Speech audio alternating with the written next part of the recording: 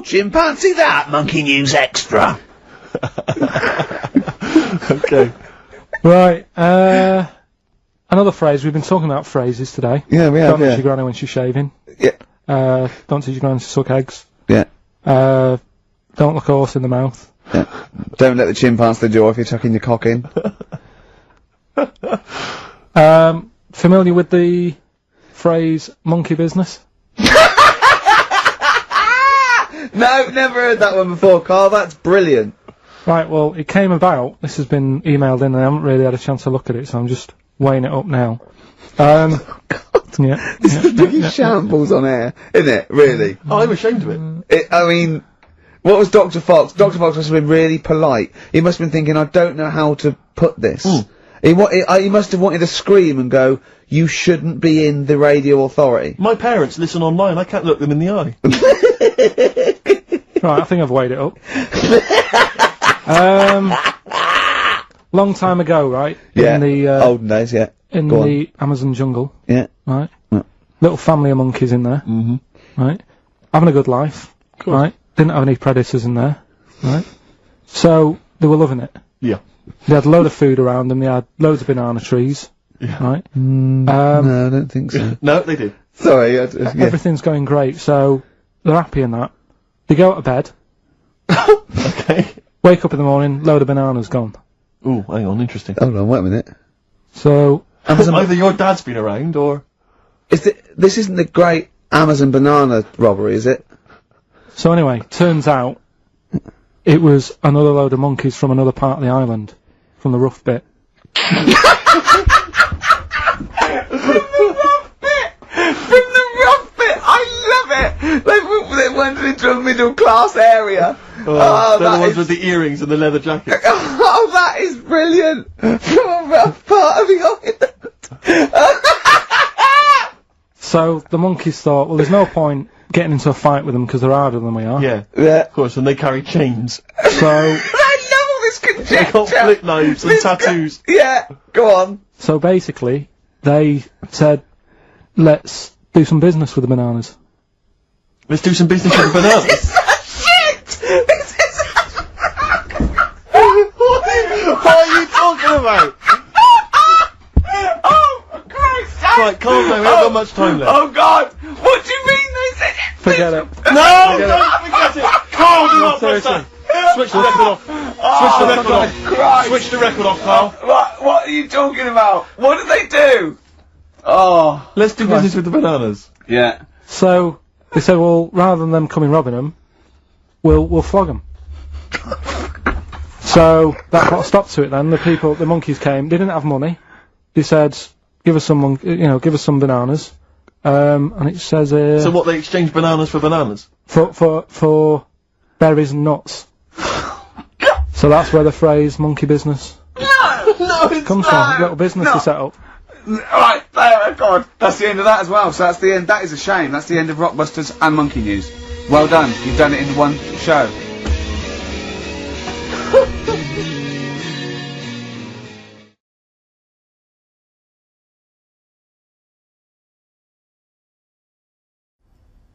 Hi, I'm Ricky Gervais, with me Stephen Merchant. Hello. And the little round-headed buffoon that is Karl Pilkington. We're here to ask you to donate generously to Comic Relief. Karl, thoughts? Good cause? I don't want to put it down, but no, it's just every year. If I was watching this at home, it's kind of like, here we go again. That's all I'm saying. Right. If you want to give.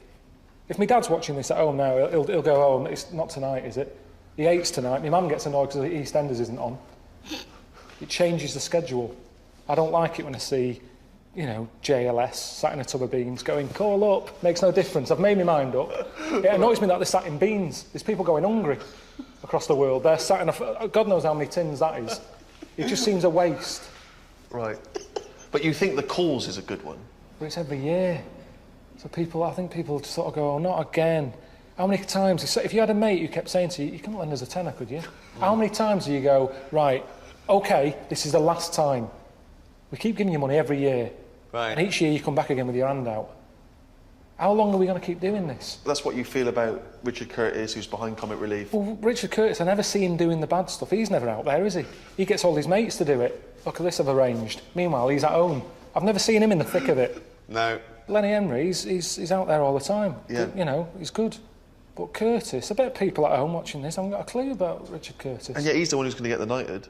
Is he? What? Definitely. Inevitably, yeah. Definitely.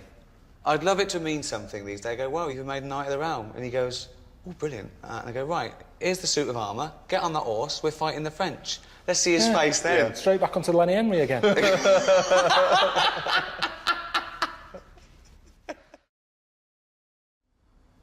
I feel that Karl's perhaps been a bit negative about Comic Relief. Can you give us your appeal for people to contribute to Comic Relief?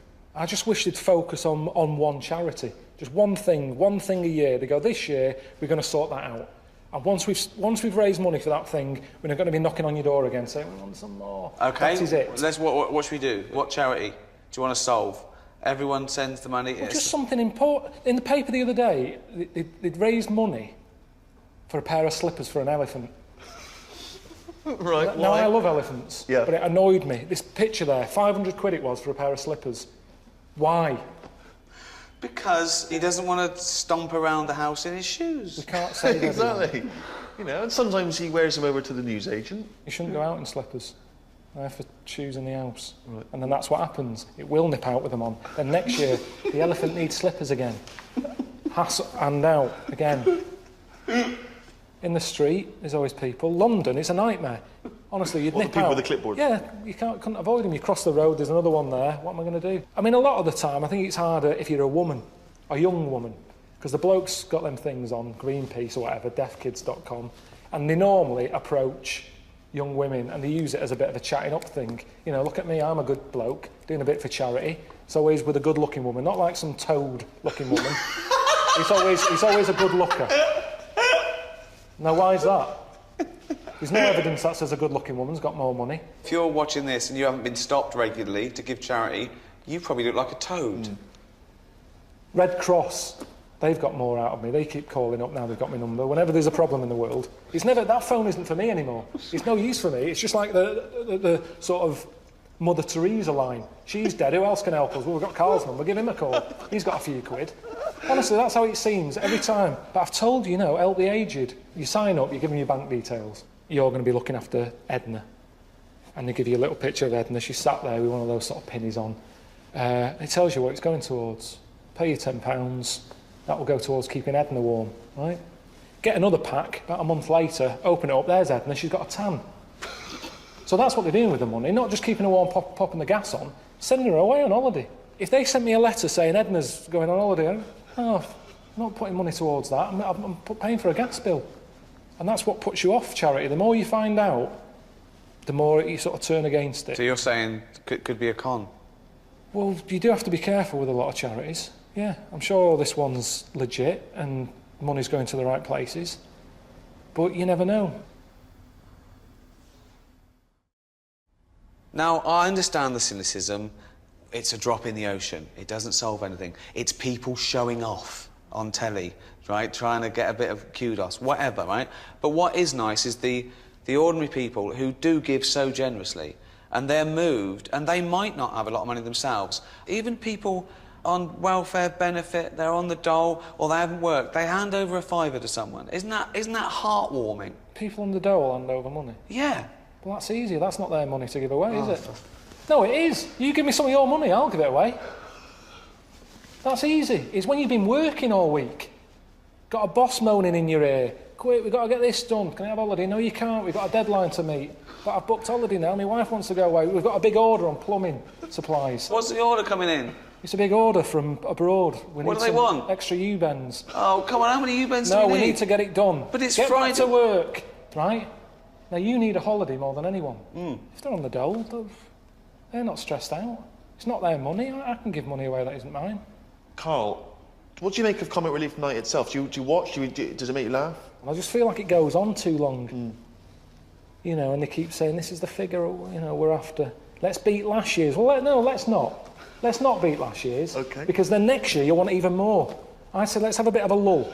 An all-time low this year. Let's try and do that. So next year it's easier to crack. I've always thought that. It's tricky, this, because it does look like I'm having a go. No. All I'm saying is, if you haven't got that much money, the money you have got, you spend wisely.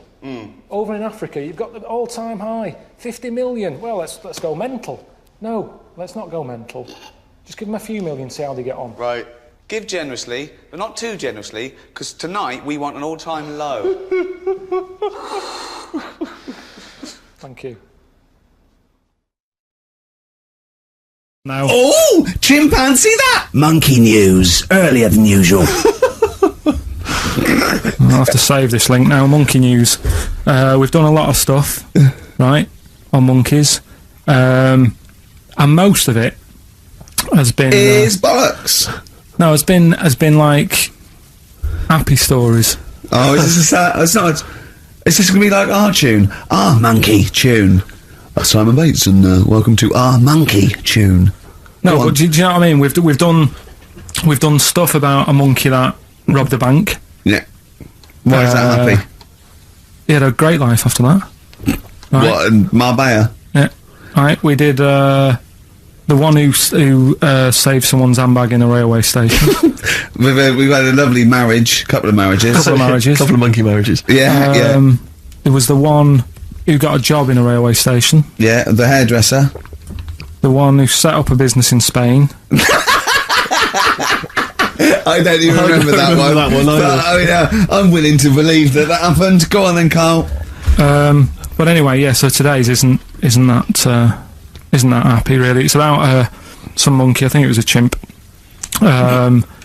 Who's an ape? Go on. It tried to. I mean, the story set us off at a sort of a weird thing. Yeah. It's something about he went to Russia to do some business. What are you talking about, Carl? It jumped past that bit though. It didn't start there.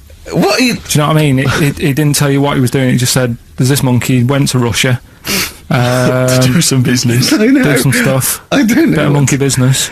And anyway, didn't work out. So, they were furious. We wanted a surgeon. You send us a monkey. Anyway, ended up being homeless. Oh no! So it's taken a turn for the worst. What? Couldn't even get into like a tree hostel or anything like that. That's the problem. And God! Ended up homeless. Got in with some tramps. I don't know where to start. Come on. Yeah, so he's knocking about with some tramps and stuff. Sharing drink and what have you around a little fire.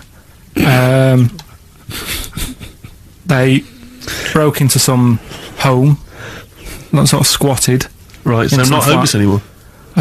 Problem was, he had a roof over his little area head. Yeah. And he goes, "Oh, this is good. This is we're having a good time. This is sorting me out." Yeah. He had his He said that in Russian though. But what was he eating? I don't know. It didn't say. But they're in this house. Well, he could only be eating sort of like fruit, nuts, vegetables. They classically sort of don't eat pork pies and. But they've got McDonald's in Moscow now, so sure you probably chow down on that. Yeah. Anyway, there was a bust. There was a bust in the flat that they were squatting in. All the other tramps sort of knew what was going on, legged it, left little chimps out there, got arrested. And they thought it was a real fella at first. They were like, get him, he's obviously just a scruffy bloke who hasn't had a shave and stuff. Yeah. Hasn't shaved his back for a while. Or his face. Yeah. His head. Got him down the station. And the boss was like, "What's going on here? We've got a monkey here." He was like, "What?" So you arrested the monkey. Well, so the arresting officers hadn't noticed all the way to the station that he kept slipping out of the handcuffs and was going for the entire journey. They didn't notice till they got there. What, did they put a hood over his head maybe and just like, I don't know. I'll give you the story if you want. There's the headline. What is it? What's the headline, Steve? I don't want to see it, but... The headline, this is once again from supposedly reputable news organisation Ananova, homeless monkey arrested in Russia. Did you read on, or did you see the headline and make up that whole story? Most of it is there. What isn't there? What bit isn't there, then? No, I think you know, Steve can have a look over it, check it out and stuff. Point out the embellishment for me, Steve, will you? Well, what it doesn't say is that the police didn't realise it was a monkey. That's what I was guessing. Really? That they got it back and they said, "What are you doing? We've got a monkey," and they go, "Yeah, yeah." Oh God. There's some more monkey problems in the week. Have you seen the Alfords advert with monkeys in? No. There's a new advert out for Alfords selling bikes and stuff. Yeah. Got some monkeys in it. It's caused an uproar. Why? People are saying it's dressing them up in tracksuits and that is taking the mickey out of Manchester. Just, it's not nice for the animals and that. So there's been loads of complaints about it. Will they get a free bike or something, do they, I imagine? I think they kept the tracksuits. Yeah. But, yeah, that's after thing, this cheeky freak of the week. No, I'm just saying we're not doing this to sort of, again, take the mickey out of the animals and stuff. These are true stories and that. But yeah, coming next, freak of the week.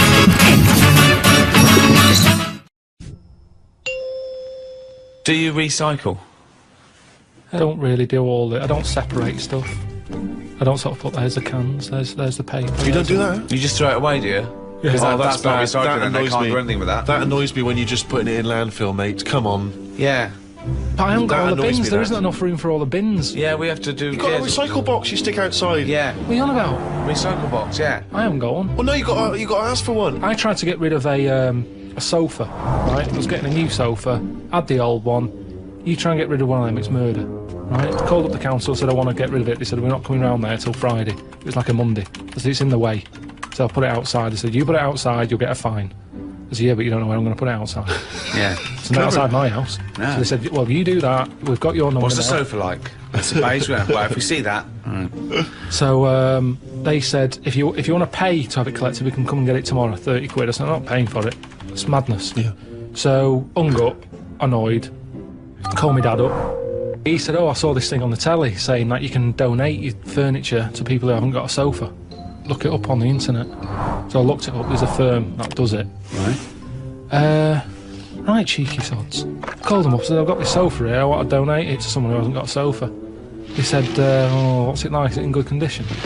Yeah, it's alright, yeah. Well, why are you getting rid of it? I said, because we've moved into a bit of a bigger place and the sofa looks daft in the corner. It's too small, so I'm getting a bigger one. There's nothing wrong with it. How big is it? How many people does it sit? So it depends how big you are. You can sit two people on it, but it's not the comfiest. But it's in good condition. It's none of your nonsense-like stuff. It was expensive when I bought it. He said, right. He said, is it safe? I said, what do you mean? He said, is it fag-proof? So I said, I don't smoke.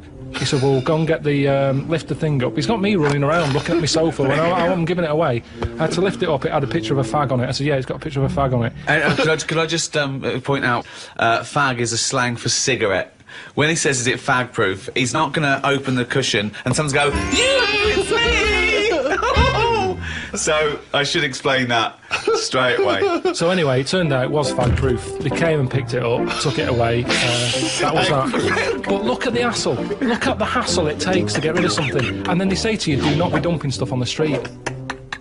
You know, it's that thing of having to wait for certain days of the week, and you can't always keep hold of something till a certain day of the week, because it's big. A mattress is one of them things you can't get sort of rid of. Or you can't stick it somewhere, because it's in the way. It's a big, clumpy bit of furniture, isn't it? Yeah. It's not a bit of furniture really, a mattress, but I know what you mean. Well, it's a new sideboard. Yeah, don't lean on it. It's a bit spongy. What do you keep in it? We can't keep anything in it. It's just full of springs and stuff. No, but you know what I mean. It's a furniture, to be honest. Well, it's part it should be of- on a bed, to be honest. It's part of a furniture bit, isn't it? Did I tell you that time when... I don't think you could even ever count a mattress as a piece of furniture. Of course you can. It's functional. And where do you stop? Is a pillow a piece of furniture? Is a blanket? Oh, a nice bit of furniture you're wearing. They're my trousers. They're furniture if you pop them up against a wall. Did I tell you that time when we first bought a flat? Go on. Bought a flat in Manchester, right? And Yeah. you know, when you first buy a place, it's expensive, isn't it? And it's a big bit of furniture, a flat, isn't it? So, you know, we bought a sofa, we got a table. Sorry, you don't mean you bought a sofa, you ended up with a table? No. You bought a sofa and a table. Yeah. I see, yeah. Now, I didn't know. Suzanne sent you to buy a sofa, you came back with a table. Now, back then, I wasn't as wise as I am now. Fucking hell! Oh! Oh, what was he? Some snot in a jar.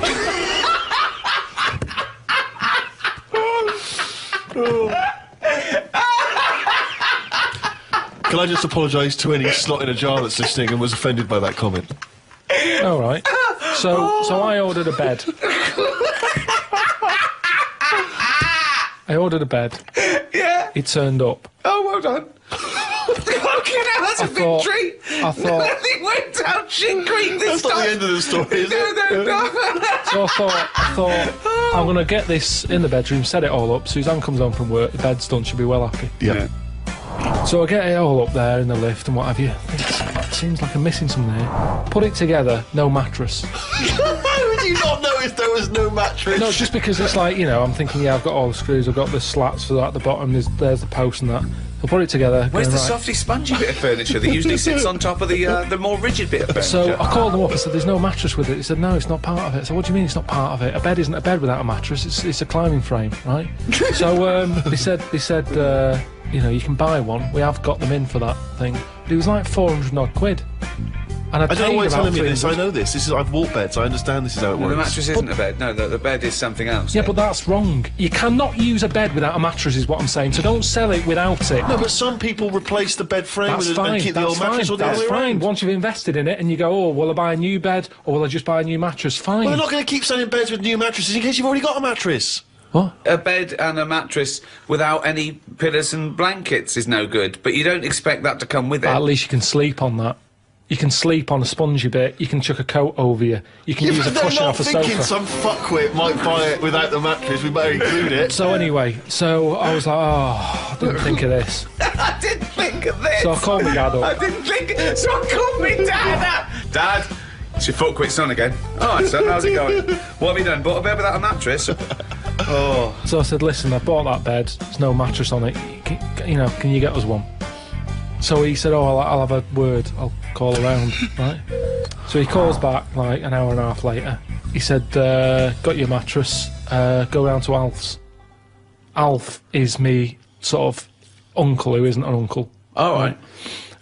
He's the one who I've told you about who had two tellies. One that worked picture-wise, one that worked on the sound. Slept in a rubber dinghy, right? Now the thing is, I remember Alf, yeah. he said, yeah, we've got a mattress, come and get it. So I go round there. Why does he sleep on the fucking mattress if he's got He one? said it's Why does not he sleep in a fucking boat if he's got a mattress? He's terrified of flooding. Yeah. I get there and it's in his van. Right. Drag the Sorry, he's mattress driving on. around with a mattress in the back of a van. What is he, a fucking serial killer?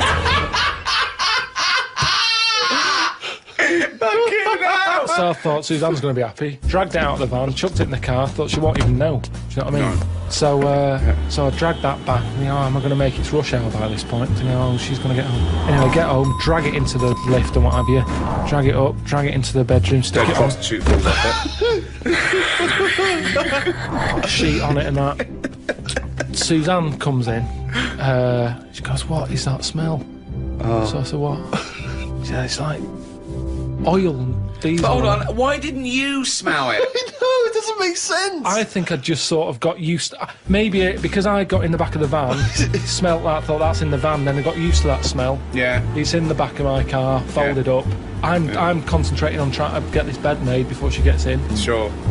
So anyway, she's going, "What is it?" I said, "I've got this off Alf." She said, "We can't have that." She said, "It's a new flat, nice clean flat and everything. We've got this old thing that stinks. Get rid of it." It was murder getting rid of that. And I had to tip it. I went round the back of some supermarket and left it there. Because you call Fly around... tipping. Illegal fly tipping. Well, no, because I think it's illegal and bad when you're chucking it out, say, at a bus stop or somewhere on a high street or something, and people are going, "That looks a mess." I chucked it near the bins at a supermarket. I'd gone out of my way. I thought, where is this not going to be offensive? Why couldn't you just go on the tip? I think I did try the tip. Oh, no, there's a massive queue. There was a massive queue. Laziness, Rick, A queue at the tip? A massive queue. I Where remember was it this? now. Oh, Stretford. laziness then. Stretford, that one. Why I is there remember. a queue for the tip? Don't know. I remember, yeah. I remember driving past it and I haven't got time for that. And So that's... don't go on about you couldn't get rid of it. It's because you could be asked to queue up, you lazy bastard. Couldn't get rid But of what it. was he thinking? Why was he panicking? One, why did he get a bed without a mattress? Two, why does he call his dad to get him out of mattress-related problems? His dad goes, Alf's got one in the back of a dirty old fucking van. Oh, wait, that should be alright. No, but the thing is, what I'm saying is, when I was in that bed shop and I'm going, oh yeah, good bed, I'm sitting on it, I'm sitting on a mattress with it. At no point did he say, now, have you thought about what sort of mattress you want? Have you got orthopaedic problems or whatever? That didn't come up. He said, there's your order, there's your address. I'm not a bed man, I go to the bed man to get bed advice. In the same way, same problem here. I've had work done recently with, Dad, what? How to get rid of a body? Let me call out. Right. Well, we got so much to get through with this show. Let me just get this. I don't quite understand. You were given a gift, and the gift was a golfing day of golf. And yeah, for my Christmas present, part of my Christmas present from Jane, a night away, 2 rooms, 2 rounds of golf, dinner for 2, right? But not with her, I noticed. Well, she doesn't play. No, she knew. No, it was a present. They were playing golf. It was a golfing day. She doesn't play golf, so I had to choose someone to take away. It's alright. It wasn't a romantic meal. No, but that was my immediate thought. I was... yeah. Me and Carl just getting in there in the jacuzzi together. It just sounds like an excuse for Jane to have a day off from you. But you don't play golf, Jane. I know. Go. Yeah. Enjoy yourself. A bowling ball with my name on it.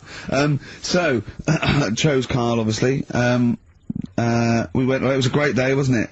Brilliant round of golf. Absolutely brilliant. Such a beautiful place in Stoke Poges. It's like a really posh place. And are you a good golf player? well, we'll get to that. Oh, okay. Well, he bought the shoes especially for it. Oh, brilliant. I'd love to see him in those little shoes. I know, and they were no good because they were metal spikes. We had to change them. He was annoyed straight away. He spent over £22 on these golf shoes. We hired a buggy. That was brilliant fun. I was bombing along, wasn't I? I don't drive, but it was great on that buggy. Well, you've been on a buggy with me and you were a bit scared. Yeah. What? I nearly killed us once.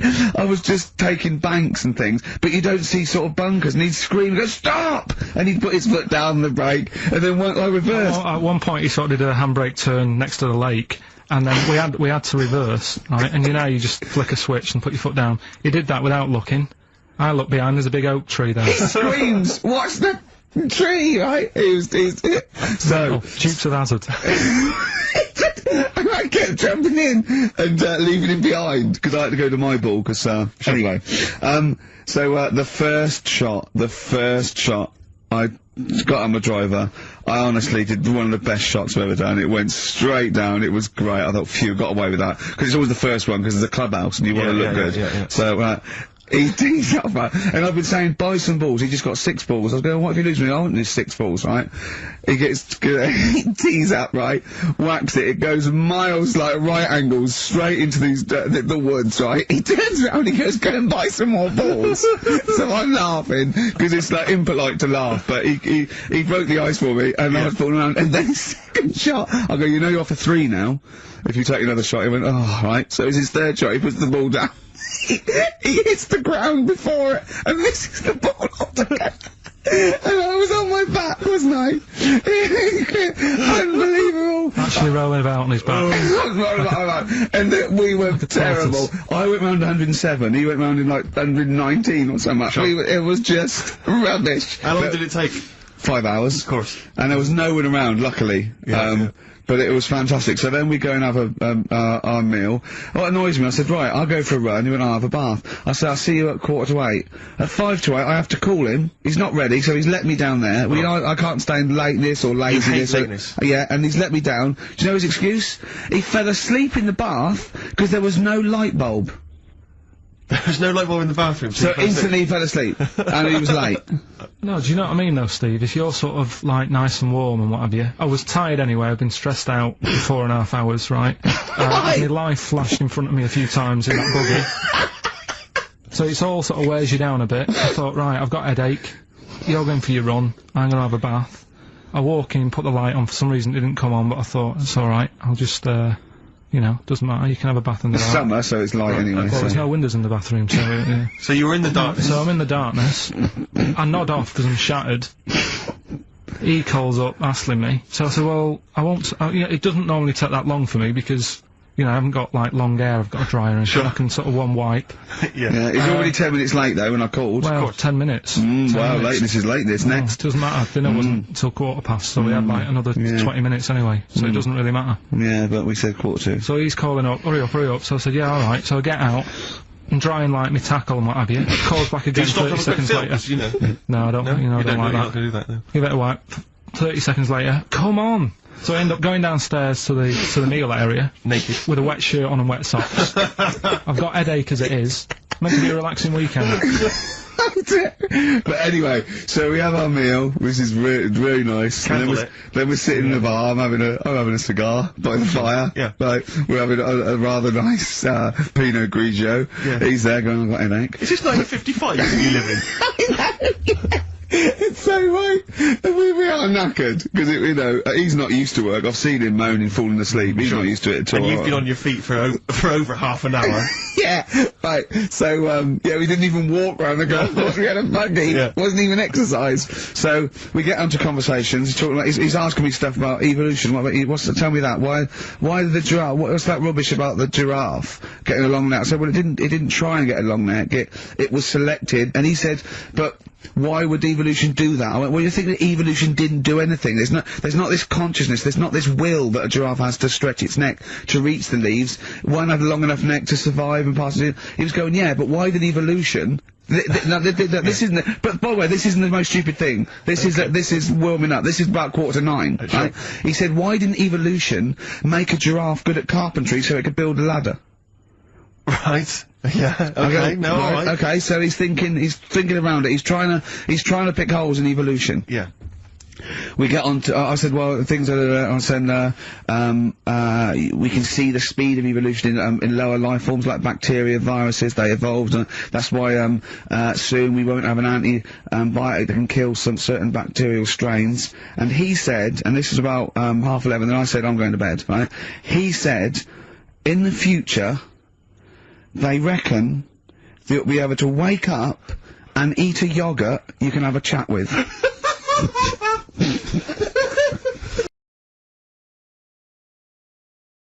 Next time on The Moaning of Life. We've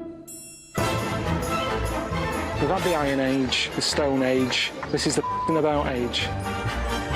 I think you have to really get into the zone. People shouldn't be running the distances they're doing. He's balmy. We've got 2 courses. We're homeless. What have you done to your tongue? Have you seen that? That's like alien. If you're worrying about the wrinkles on your I'd say your life's pretty good. All sample. All of it? All of it, please. As much as I can. I don't know where it's going to go. But only once, you know. Anyway, Rockbusters, Carl. Should we get the ball rolling? Let me just find the gifts here, the little treats. We've got the album from the Coral, you know what I think about that. We've got Comfort in Sound Feeder. Well, it's just a novelty record, isn't it? Yeah. We've got, on DVD, more great comedy moments, favourite clips from the best of contemporary BBC comedy.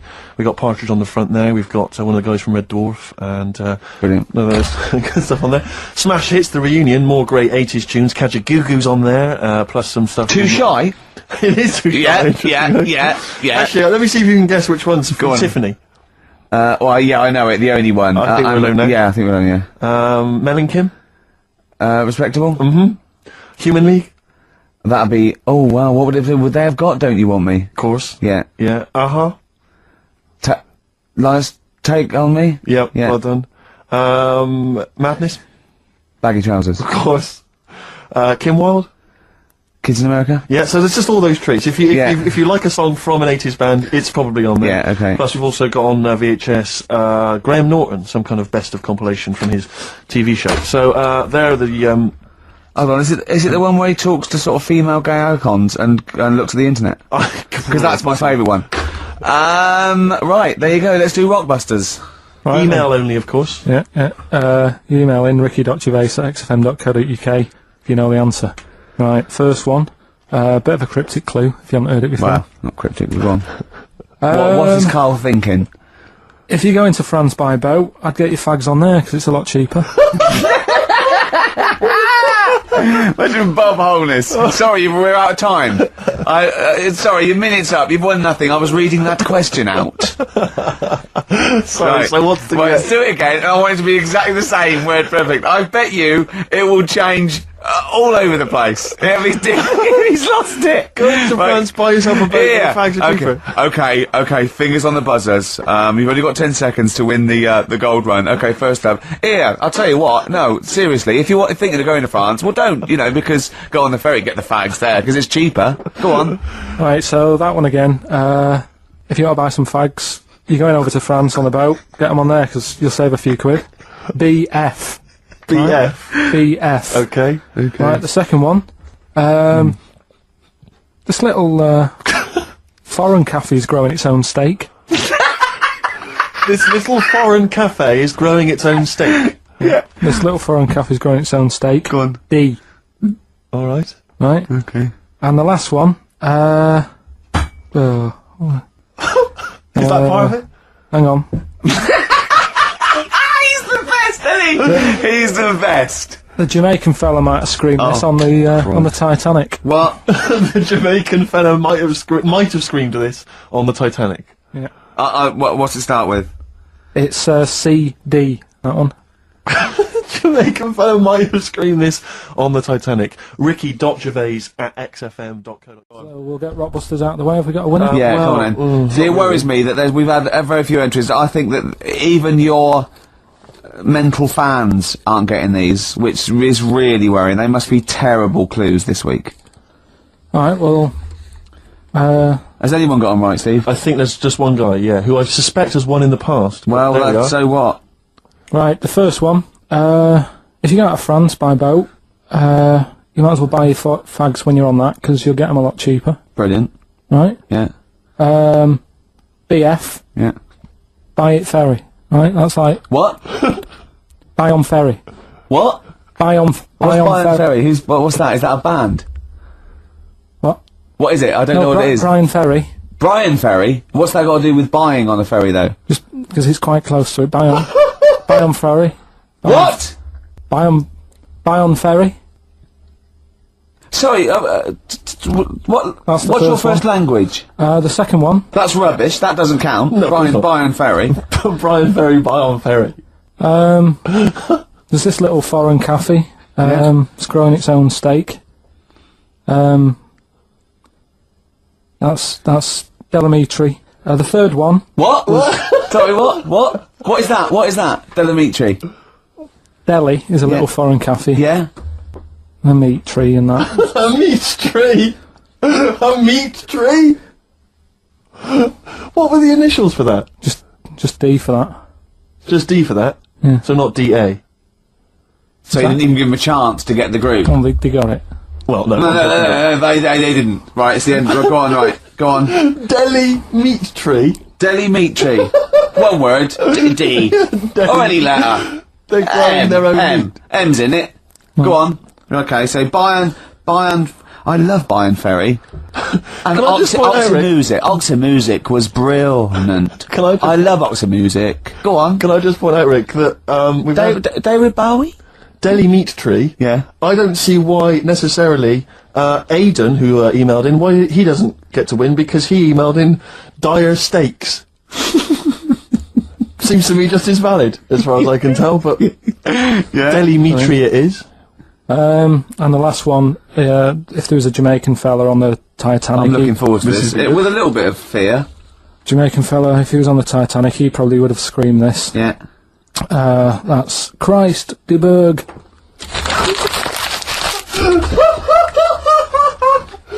Oh! I don't know what to do. Stunning. So who's the winner? I'm not going to give it to anyone. I just don't... what's the Jamaican bit got to do with it? It's the D. Just Christ de Berg. Say it again? No, I think they've worked it out now. What do I say again? Christ de Berg. And who's that? What? Who's that? Who's what? Who's Christ de Berg? Chris de Berg. Who's the winner, Steve? Do you know what? I'm going to give it to Ames because he just treated you with nothing but contempt. Steve Martin emailed in again. He got the first two, and then the last one he just emailed. I neither know nor care about this answer. I'm tempted to give him one. Do you know what you've done there, don't you? Go on. You've put the nail in the coffin of Rockbusters. I warned you for 3 weeks, and you sort of bucked your ideas up for a little while. But Christ, those are the worst you've ever done. The worst Delimitri. So and didn't it just put D, and then Bayern Ferry. Bayern Ferry. Bayern Ferry. So. I was on a plane last year, okay, going from New York to LA, okay, and me and my girlfriend were one side of the plane, there was the aisle, and the other side there were these two huge fat women, okay, proper fat. One of them just got on and went, "Can I have a belt extension?" "Yeah, of course you can, you've earned it," right? So, proper. In fact, I was thinking of calling the pilot out and going, should one of us swap with one of them? Otherwise, we're just going to Canada. Do you know what I mean? And one of them was even fatter than the other one, okay? And she was there, and she'd got on the plane with one of those takeaway buckets of fast food. Bucket! I mean, there's your first clue. When did that happen? When did fat people just give up? When did they go into a shop and go, "Oh, fuck it, just treat me like a farmyard animal"? Really? Give me it in a bucket. In fact, just strap it to my fucking head, and I'll just... A bucket? Really? You want your meal in a bucket? Yes. Right? So, she's there, and she's chowing down, right? And I swear, she turns to her fat friend and says, "This is the best fried chicken I've had all day."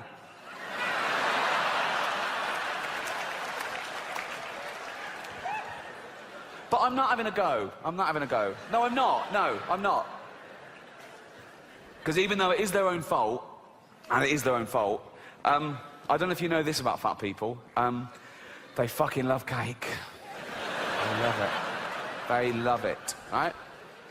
And I blame the food industries, because you go into the supermarket and it's just packed with that stuff. Everything's packed with hydrogenated fats and extra calories and sugar and butter and everything, and they love that, okay? And there's always a big door, isn't there, to a supermarket? It's always... They've got a quadruple door, isn't it? No one's ever been too fat to get through the door of a supermarket, okay? And it opens automatically, so they don't have to waste calories pushing anything. There's just... And it's a good job it opens automatically, because usually it's glass and they can see the pie from down the road and they're in like that. Grazing, right?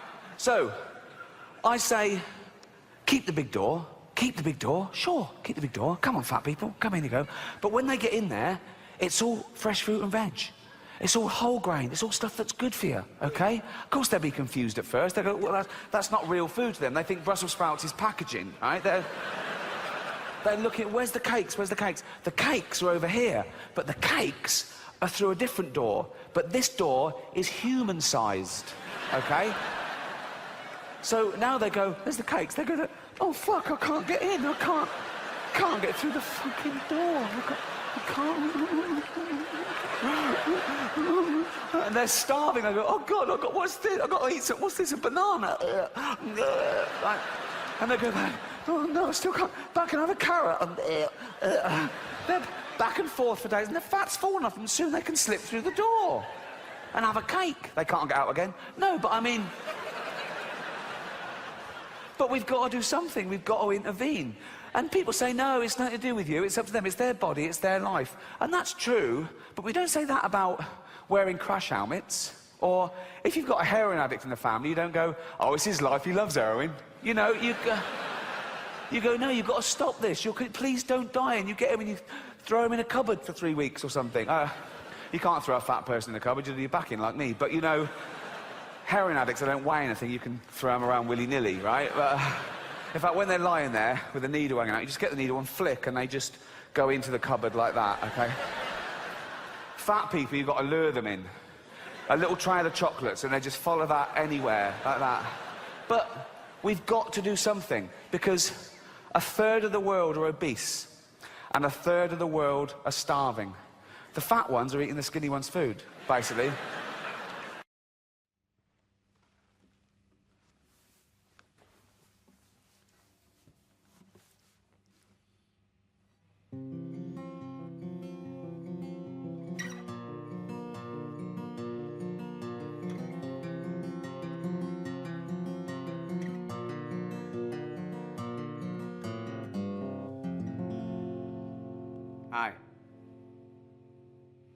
Welcome to Learn Guitar with David Brent.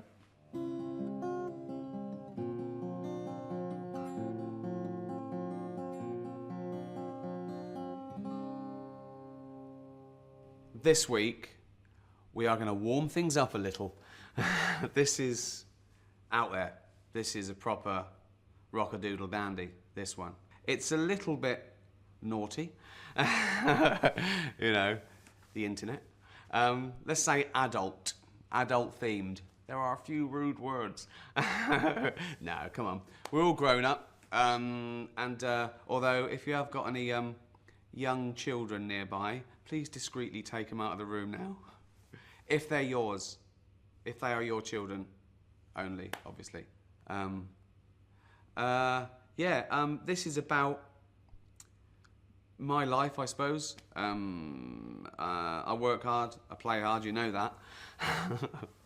And it's about me repping. I'm on the road all week, but I always make it back to Slough for the weekend. Compulsory.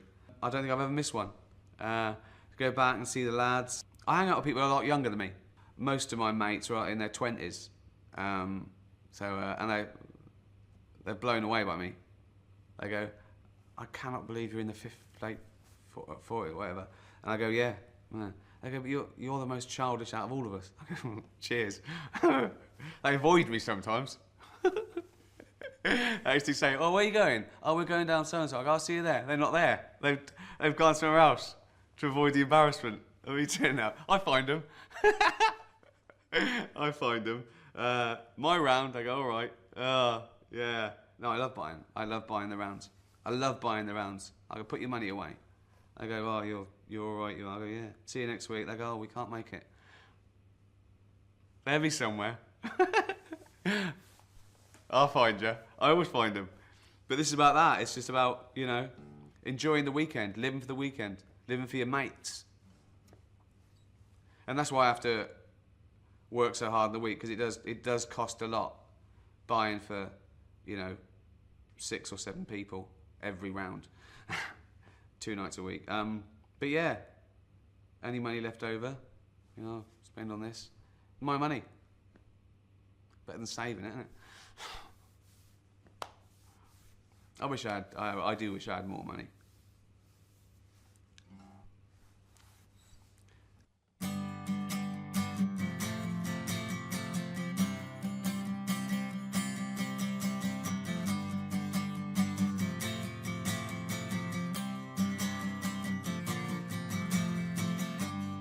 I work so hard just to pay my bills.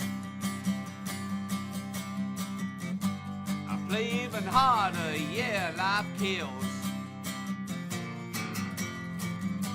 Now I'm burning rubber on the M25. Got a crazy weekend, some won't make it out alive. 'Cause this is my day. Thank fuck it's Friday. Yeah, this is my day. Thank fuck it's Friday. I wake up Sunday feeling Saturday pain. Dry clean up 5 white shirts on the road again. A week in cheap motels, yeah, I'm earning my bread. As long as I'm back for the weekend, I sleep when I'm dead. 'Cause this is my day. Thank fuck it's Friday. Yeah, this is my day. Thank fuck it's Friday. Yeah, this is my day. Thank fuck it's Friday. Yeah, this is my day. Thank fuck it's Friday. Thank fuck it's Friday. Thank fuck it's Friday. Thank fuck it's Friday. Thank fuck it's Friday.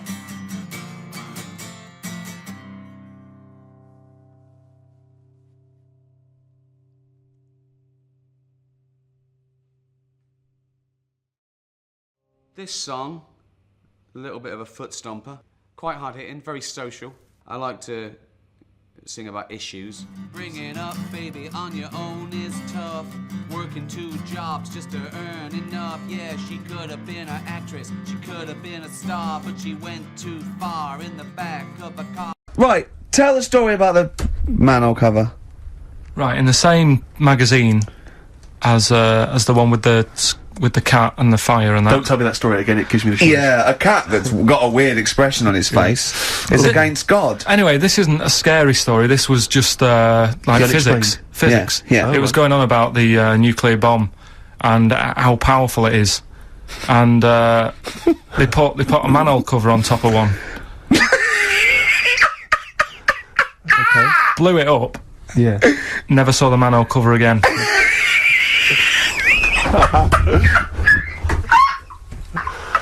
Man alive, Carl. Unexplained. What's going on there? Something weird is happening there. Oh. If anyone has ever seen that manhole cover, please get in touch. We'd love to know where it is. Oh, that's fantastic. Finally, White Van Man, what do you make of the fact that Sainsbury's are bringing in square tins?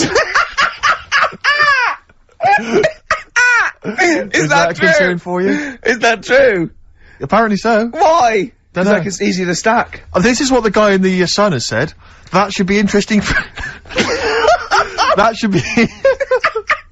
His comment on Sainsbury's are bringing in square tins is that should be interesting for meatballs.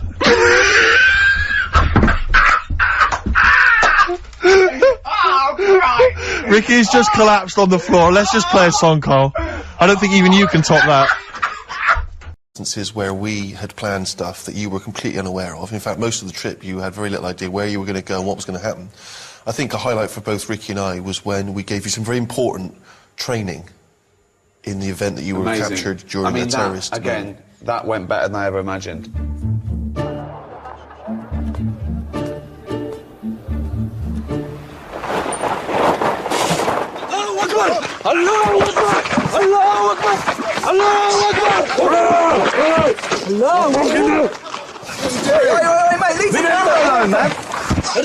Yeah, I think you're out of order. What is going through your head when those guys grabbed you? You did not know they were going to attack you and grab you and drag you in the back of a van. It all went black. I heard a lot of shouting going on. I didn't know what was happening. I thought, is this it? Have I been taken hostage? They put my hands behind my back. They put one of those tie things on. It was cutting into my hand. I'm thinking, is this for the programme or what? Because this is proper hurting. It's not a nice thing. I've never experienced that before. They often say in those moments where you think maybe your life is going to come to an end that your whole life flashes before your eyes. Is that what happened? No, because like I said to you, nothing. I had a bag over my head. I couldn't see a thing. Talk to me! Hang on a minute. Are you English? You English? Yes, talk to me! Who are you? I love it when you go, who are you? Where the adrenaline's kicking and you can hardly breathe and you do a posh voice. Who are you? Because it's terrifying, that, not knowing what's going on. What is the number of him? It's in my mobile. Well, mobile, what is the number of him? I don't know. I don't even know my mum and dad's number. Thought maybe this is part of the setup, I don't know. But my body didn't know. Because it was going through the same thing as Terry Waite would have gone through, or whoever else had been tied to a radiator.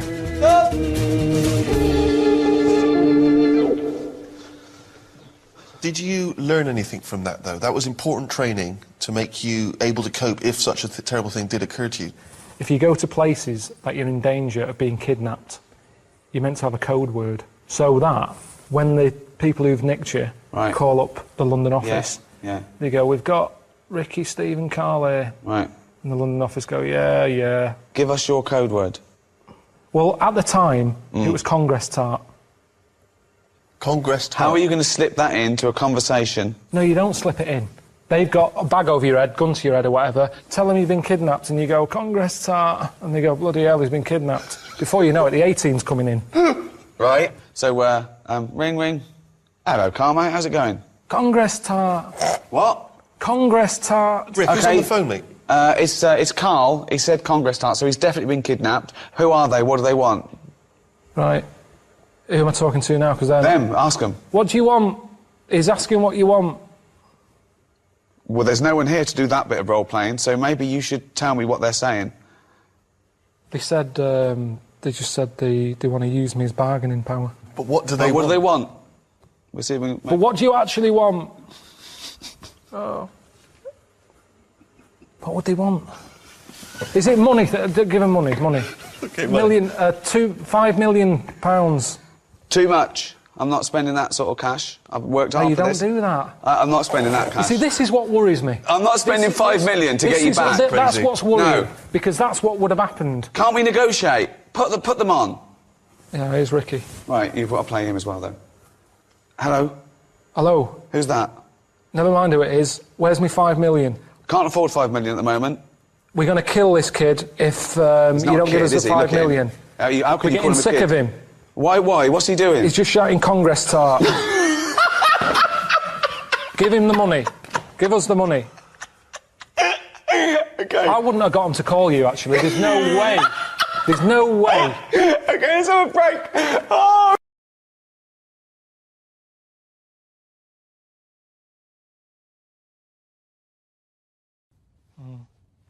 See, out of all the places, this is the place that I'm worried about the most. Why? Just the way they live. They're different. What, Chinese people? They just wreck everything. They make everything weird. That's what I'm worried about. Expand on this, I don't understand what you mean. Everything. Chicken. Why is it orange in Chinatown? Just the slightest thing. The chicken is orange. They eat anything. You know what I mean? Octopus. Toad. He just made that one up. The way they write, the letters are weird. Their alphabet's not like ours. Theirs are like someone testing out a biro. Everything's... There's no logic to anything that they do. There isn't. Of course there's a logic to it. The way they read a book, it's all the other way round. From back to front instead of from front to back and up and down. And everything that we've done, they've gone, right, we're going to do it weirder. That's how it comes across. Just give us a second. Just give us a sec.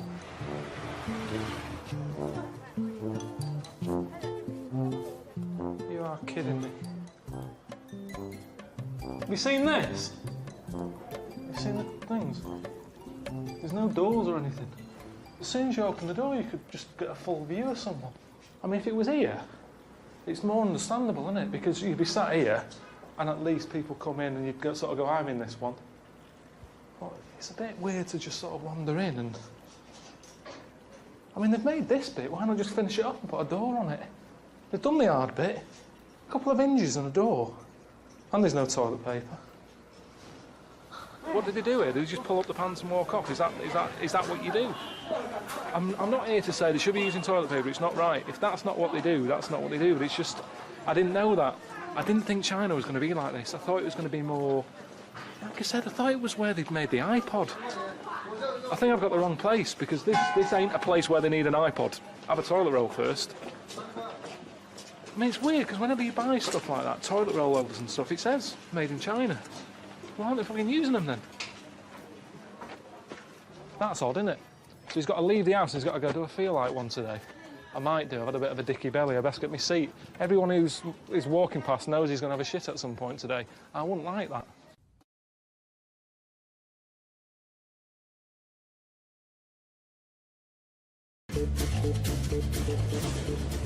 Whoa!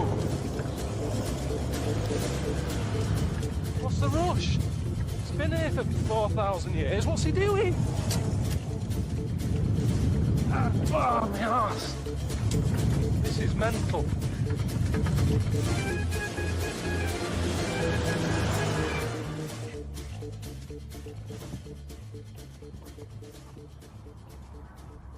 It's a lot of shit. You don't normally see any of this, do you? You don't see that many buses there. It looks like it's sat in the middle of like a nice desert. But it isn't, is it? It's just a building site. I'm half tempted to ask for Ardat.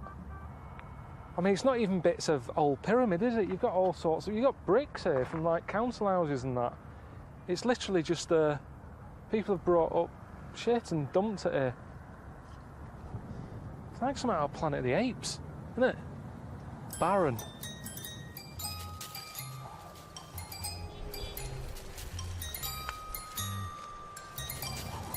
like a little tornado, isn't it?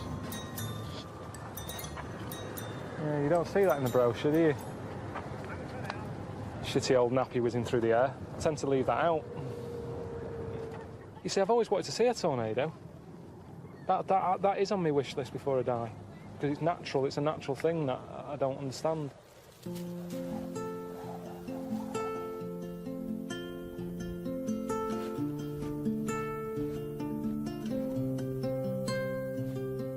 If that was like a little housing estate, you'd go, yeah, any will do. They're all the same size. The design actually is a bit odd, isn't it? Because the square footage, the floor size is massive. But the upstairs bit is tiny.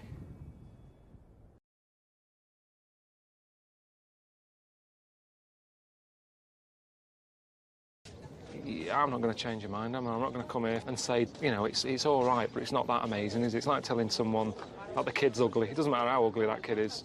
The mum and dad love it to bits. And I didn't want to say, but when I was looking up, I thought the chin looks a bit big. It's like that. All the rest of it is brilliant, the proportions, his arms and that, his body, but they just need to chip away a bit more, I reckon, at the chin. It's a bit sort of Jimmy Hill-ish. Say if I get back home and someone says, you've seen Christ Redeemer? I go, yeah. And they go, what's it like? I'll probably just say, it's like a big ornament. Do you know what I mean? It's like something me Auntie Nora would have, sort of next to the telly. But I'd say if you're going to come up here, it's not about that, it's about that lot. It's about coming up here and seeing all of you there. Knock that down. You still get a crowd coming up here. Just stick anything there. Stick a cafe there. And people would come up here. You can charge as much as you like because you've got nowhere else to go. You're trapped. You're dying of thirst. Charge you about £4 for a can of Coke. The only mistake I made is I said, like, he had a chin like Jimmy Hill. And after that, people told me it's not his chin, it's his beard. But it doesn't look like a beard. So they could have just done with chipping a bit more out, make it look a bit more airy. I was saying that there's so many sort of flying ants around there. I imagine the workers going, I've had enough of this. Does that look like a beard? Yeah, it does, Bob, let's go. Not hanging around here. That ruined it a bit. I don't know why there's so many flying ants up there. Ants shouldn't have wings. I mean, when you see them walking, they're all over the place. They sort of go forwards and then come back exactly the same path and shoot off over there and come back again. If they're not good at walking, they're going to be useless with wings.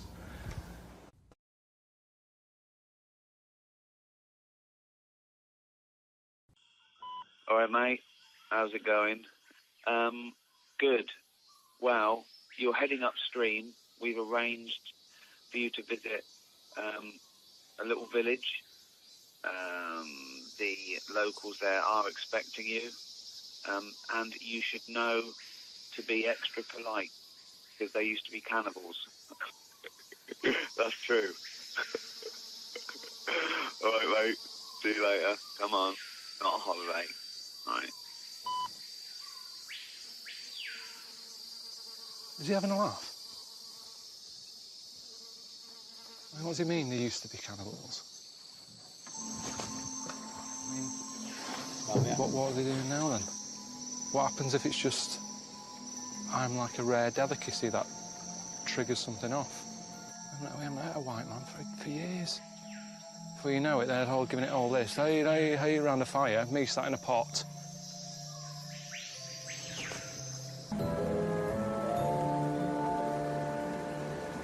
Right, didn't wave back, so that's... They don't know what that means, or they hate me already, I don't know. Nothing again. I'm not doing it again, it's embarrassing. It's like asking someone's name 3 times and not hearing them. Are they smiling even? This is proper, isn't it? This is like proper tribe.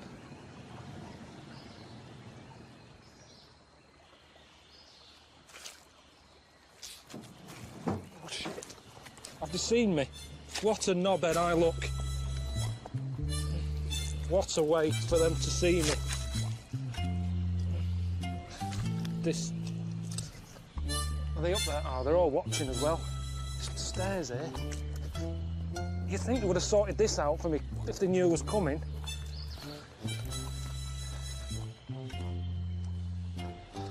Do I want the bags yet? All right. Okay. He's glad to see the back of us, isn't he? See you then. Look at him, he can't get out of here quick enough. He knows more than I do, obviously. Look at him. Not hanging about, no waving.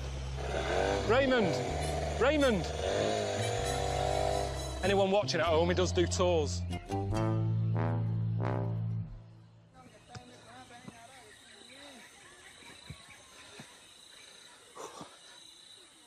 Hello.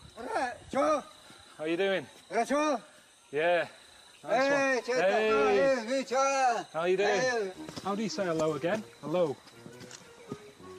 The chief? Around?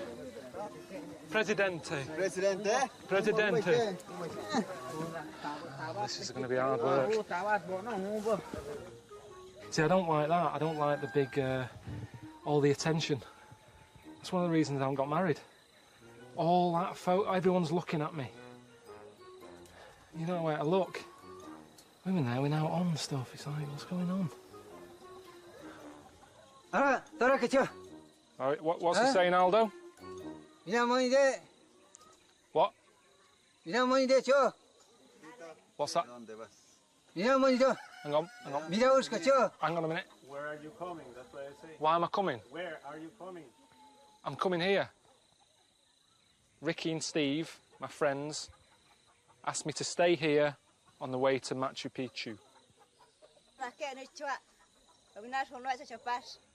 I've just been explaining to a fella here that I'm on my way to Machu Picchu. Need somewhere to sleep. On my way. I'm gonna be staying here in a tent. Right, let's get on with it. We've all got stuff to do.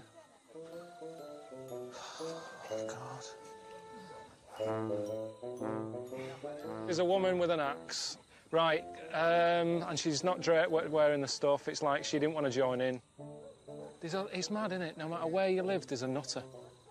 Whether it's on a council estate in Manchester, London, in the jungle. There's always one who doesn't want to join in. Swinging an axe about.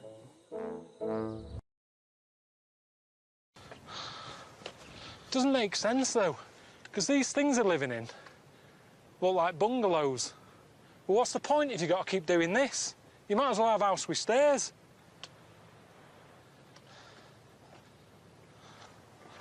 A bit more pleasant. For fuck's sake.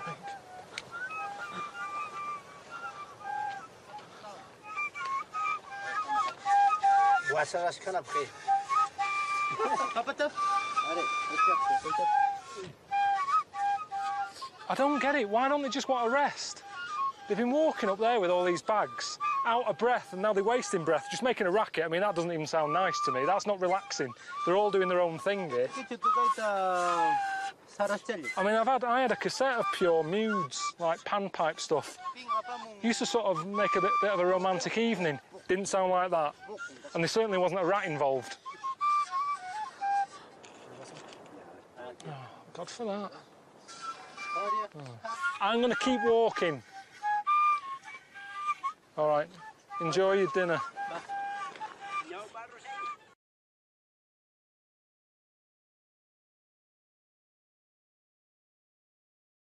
Little drink of tequila to smoothen your muscles and give you a little bit of strength.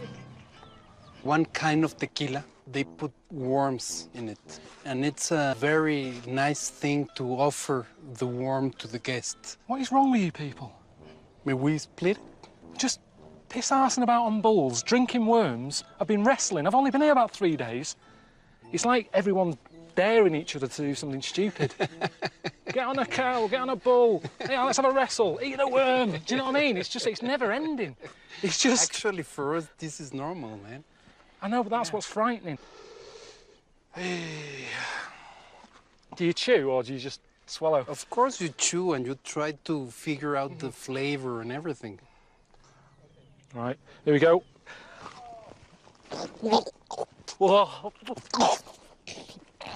Swallow it.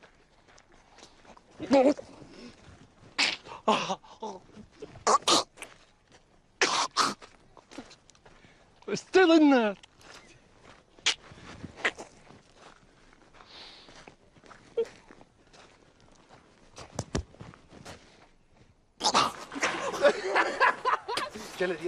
Oh, God.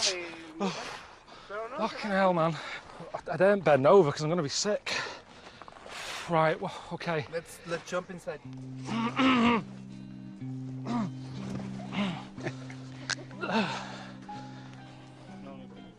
Gracias. Can I see him? ¿La quiere ver? I've caught you out, haven't I? Get him pissed up, stick him on a bull. If anything happens, you just... See, this isn't helping, Eugene. You know, seeing I've got to suddenly jump out of the way. Shit! Look. Shit!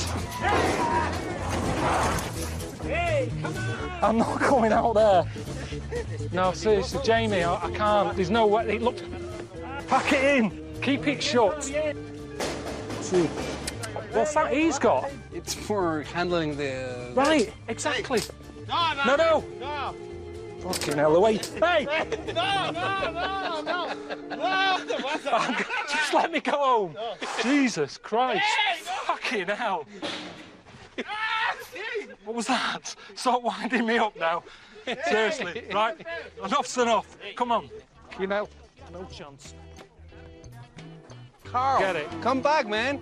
Carl, it's your turn. No, Carl. no, leave it. Seriously, I've ridden a horse, I've had a drink, I've eaten a worm. Carl, come back. No. Load of bees here. Is anywhere safe?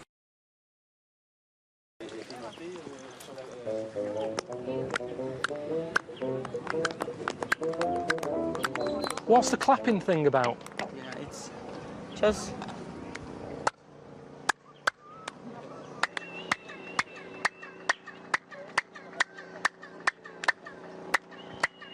Oh, now I'm hearing it. It's like a boing, boing, boing.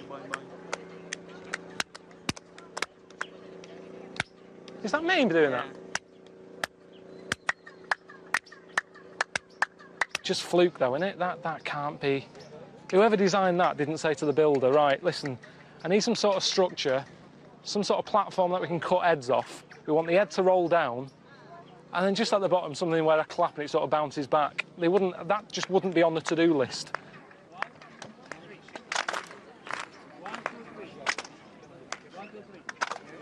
Is that, I mean, you know, is that what they really wanted this to be like when they built it? This wonder, a wonder of the world. Is she all right here? This woman's fainted.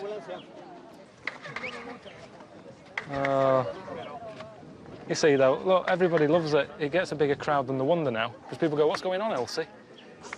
Going, I don't know, get the camera out. I think they're dying. Okay. No, she's still alive. Let's move on.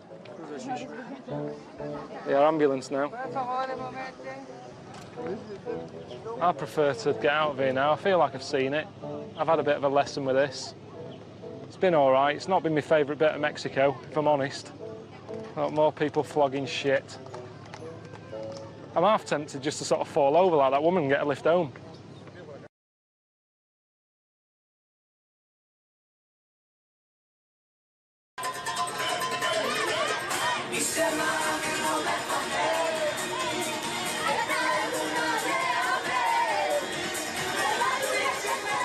Nothing's ever easy, is it?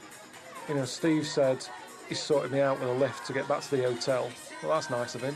And then this lot turned up. I want to go around this car or another car every day and make people happy. Why not? This is what we do in traffic jam. They were nice enough lads and that, but doing that is dangerous. And there's enough danger here, you know, with bombs going off or blokes walking out with guns. I don't need to add more danger to my little trip by dancing about on a busy road.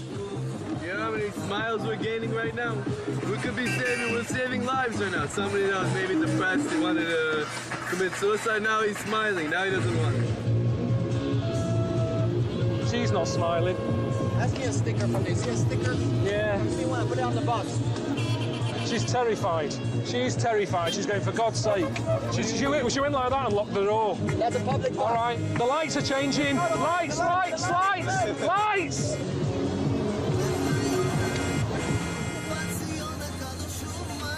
Oh, we're not getting out again. Where are you going?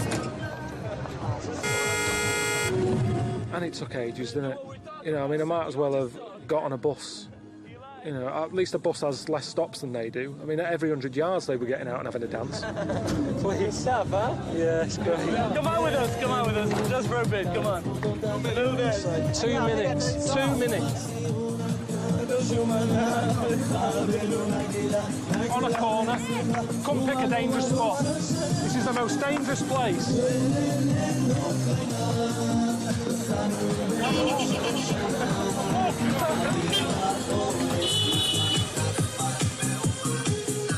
Yeah, I felt a bit bad about jumping out and legging it, but I don't like dancing, do I? You know, I don't dance at weddings, so I'm not going to start doing it on a dual carriageway, am I? I mean, you're right, there is a lot of misery in the world. But that doesn't help me, that's making me worse. They're causing all that bibbing. Do you know what I mean? Someone's trying to get to hospital, the grand's dying, they're in the road. Get out the fucking road.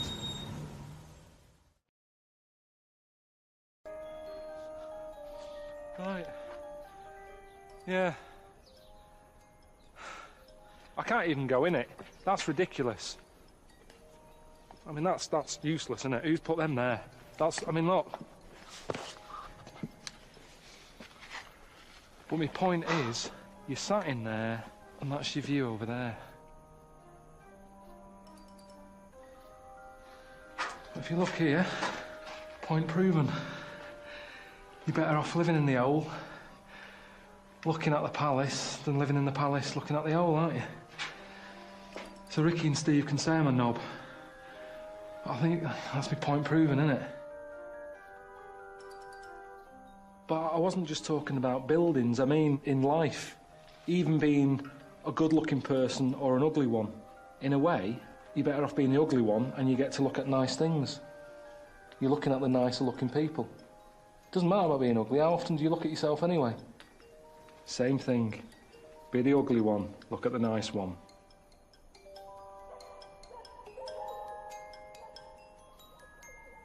What's that? Who owns that? Why is a dog so high up? It's not going to show up, that dog, is it? Oh, fuck me. Jesus.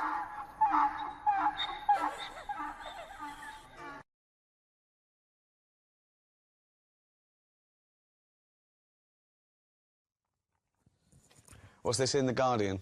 Guardian Guide. Pick of the day. All right. Oh, pick of the day. This will be a good review, then. The conceit of this ball-achingly dull series...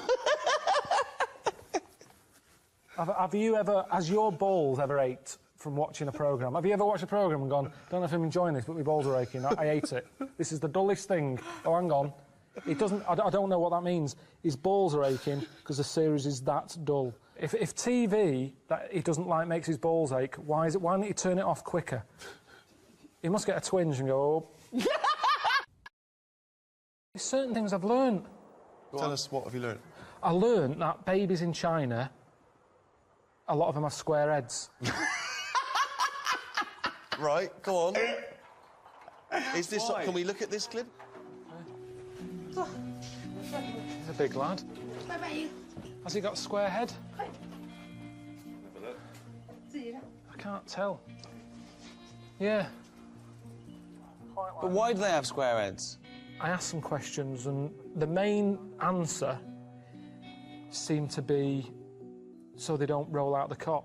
No way. How do they make sure their baby gets a square head? They somehow stick a book to the back of its head when it's born. When you're born, your head's soft. Yeah, that's right, yeah.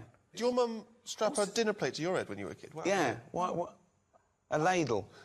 But I didn't get all the ins and outs, and this is what I'm saying. But why does that doesn't stop them rolling out the cot? If you've got a square head, it's not like they couldn't roll out. Babies' heads, remember, your head is quite big as a baby.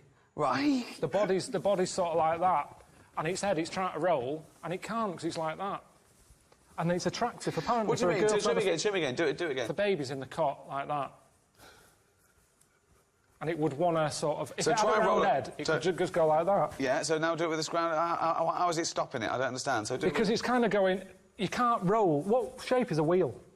Round. Oh, fuck me. You are the strangest man on the planet. You haven't been to China. Thank you. Good night. See you later. Oh. Done.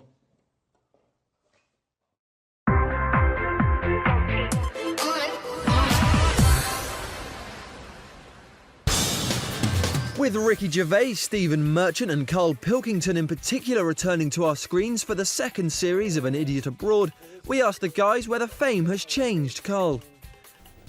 Nothing's changed here, you know, apart from car insurance going up and just being able to get a bargain in a shop. You want to knock the price down, you can't do that once you're sort of known. People go, you made of money. I'm not. You can use this, that's the exclusives for you. I'm not made of money. Doing all right, I'm not moaning. I know people are having it tough. You are moaning, you're moaning all the time. I'm not you never stop moaning, that's what you do. You only moan, that's your job. That's why this show's so good. Well, you say you can't get a bargain. How much were those trainers? Oh, 45 pence. 45 pence? In right, Africa. In Africa. That's what he gave. But look that's how what he far he had gave to go. someone who was selling some trainers in Africa. Could have given them 50p. He was over the moon with that. So I'm pretty sure they said he hasn't changed much, but what if it all goes wrong? Has Karl got a contingency plan? I know I'll survive, because now, if I'm homeless, anything that's crawling about, I'll have it. Lovely. Well, at least we know he'll always be okay.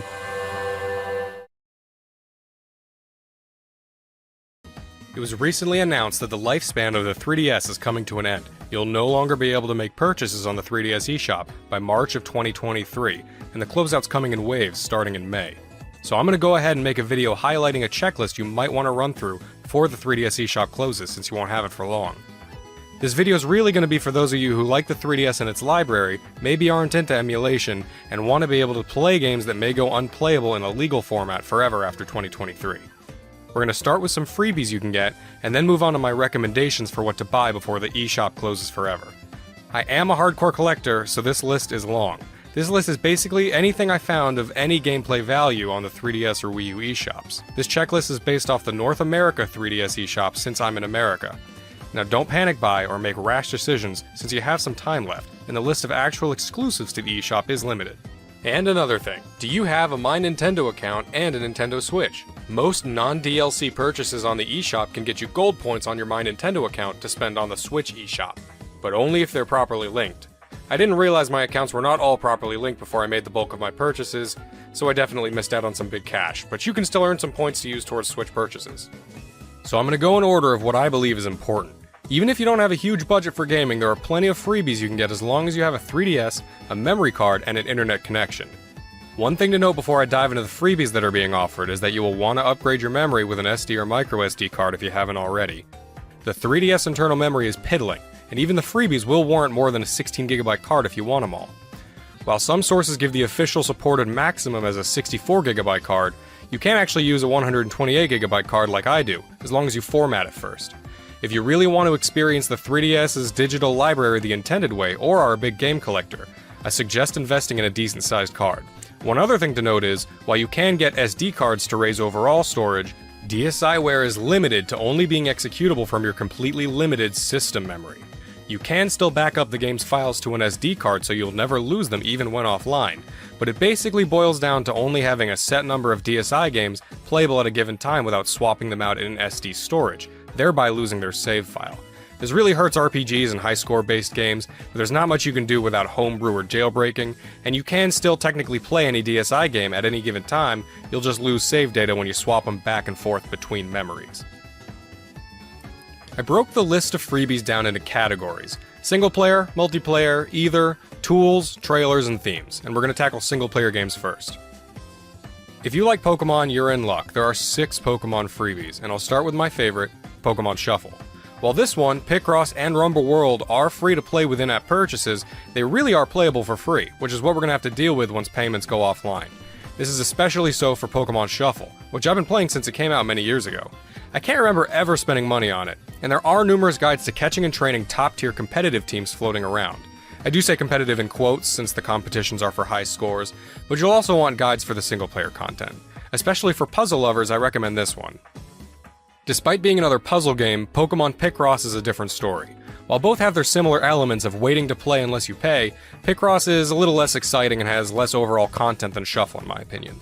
I do like Picross, and I do like this game overall, but I'd say Shuffle is more of a priority if you're struggling with block space. Still, it's free, and you can get the same feel of catching Pokemon that you get from other games, to a smaller degree of course. Now if you want more action-oriented gameplay as well as that catching and collecting kind of feeling, Pokemon Rumble World's a great free-to-play game which features actual Pokemon battles in real time. This one has good content even for free.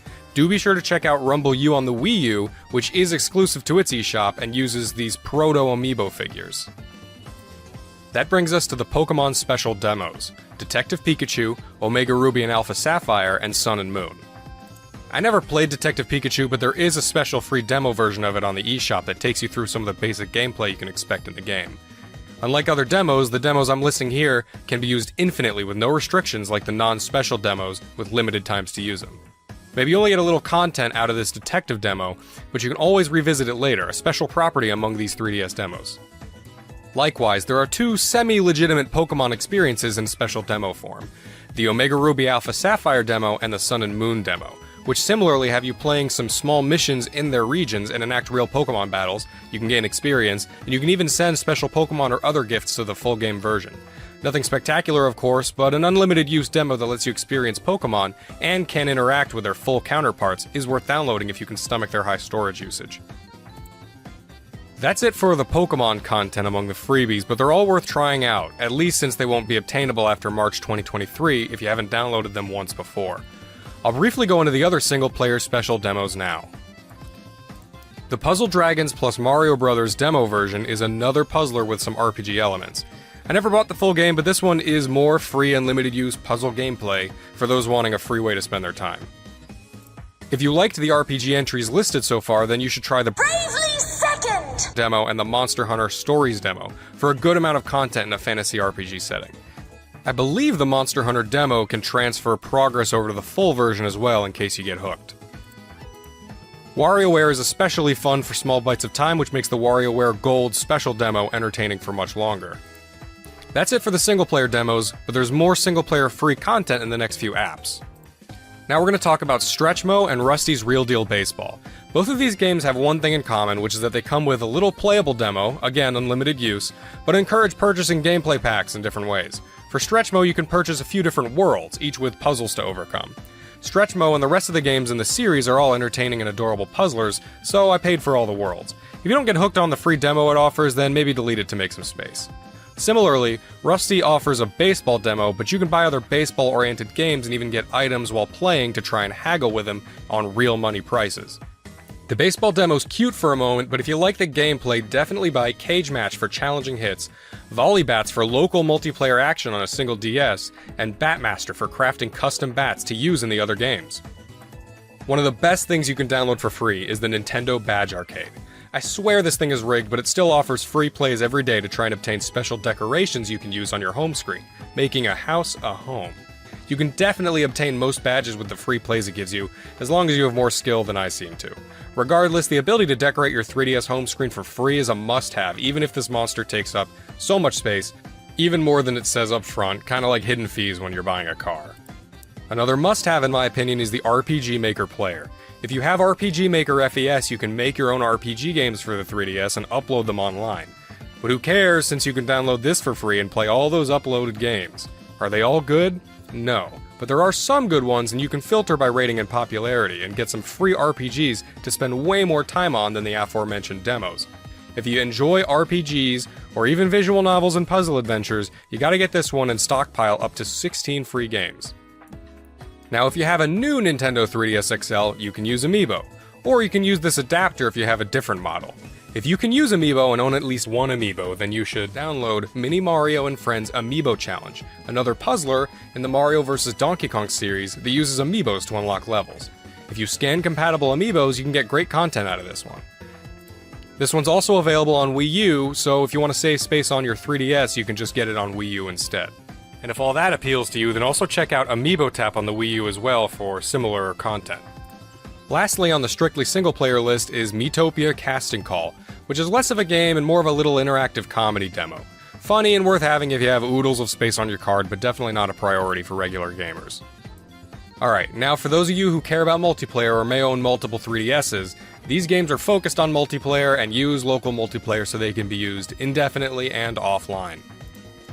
First up is the Zelda Triforce Heroes Special Demo. Now this one only has one playable level in this demo version, but if you have friends with 3DSs, it's fun to mess around as 3 links for a while. However, the priority member of this smaller list is Metroid Prime Blast Ball, which feels more like a full game, since it's more of its own game meant to spread the word about Federation Force. This can be played 3v3, or you can have bots fill in if you and only one friend are playing. Think of a smaller and somewhat clunkier Rocket League, with mechs firing energy beams at the ball to make goals or destroy opponents. You can even unlock skins. Worth having if you have a friend with a 3DS, since this kind of gameplay has replay appeal. This next one is a little less important, but still pretty valid. Mario Party Star Rush is an underrated Mario Party game, and if a friend has one copy, you can use this app to join in a multiplayer game. Useful if you and a sibling have only one copy between you so that you can still play as long as you both have 3DSs.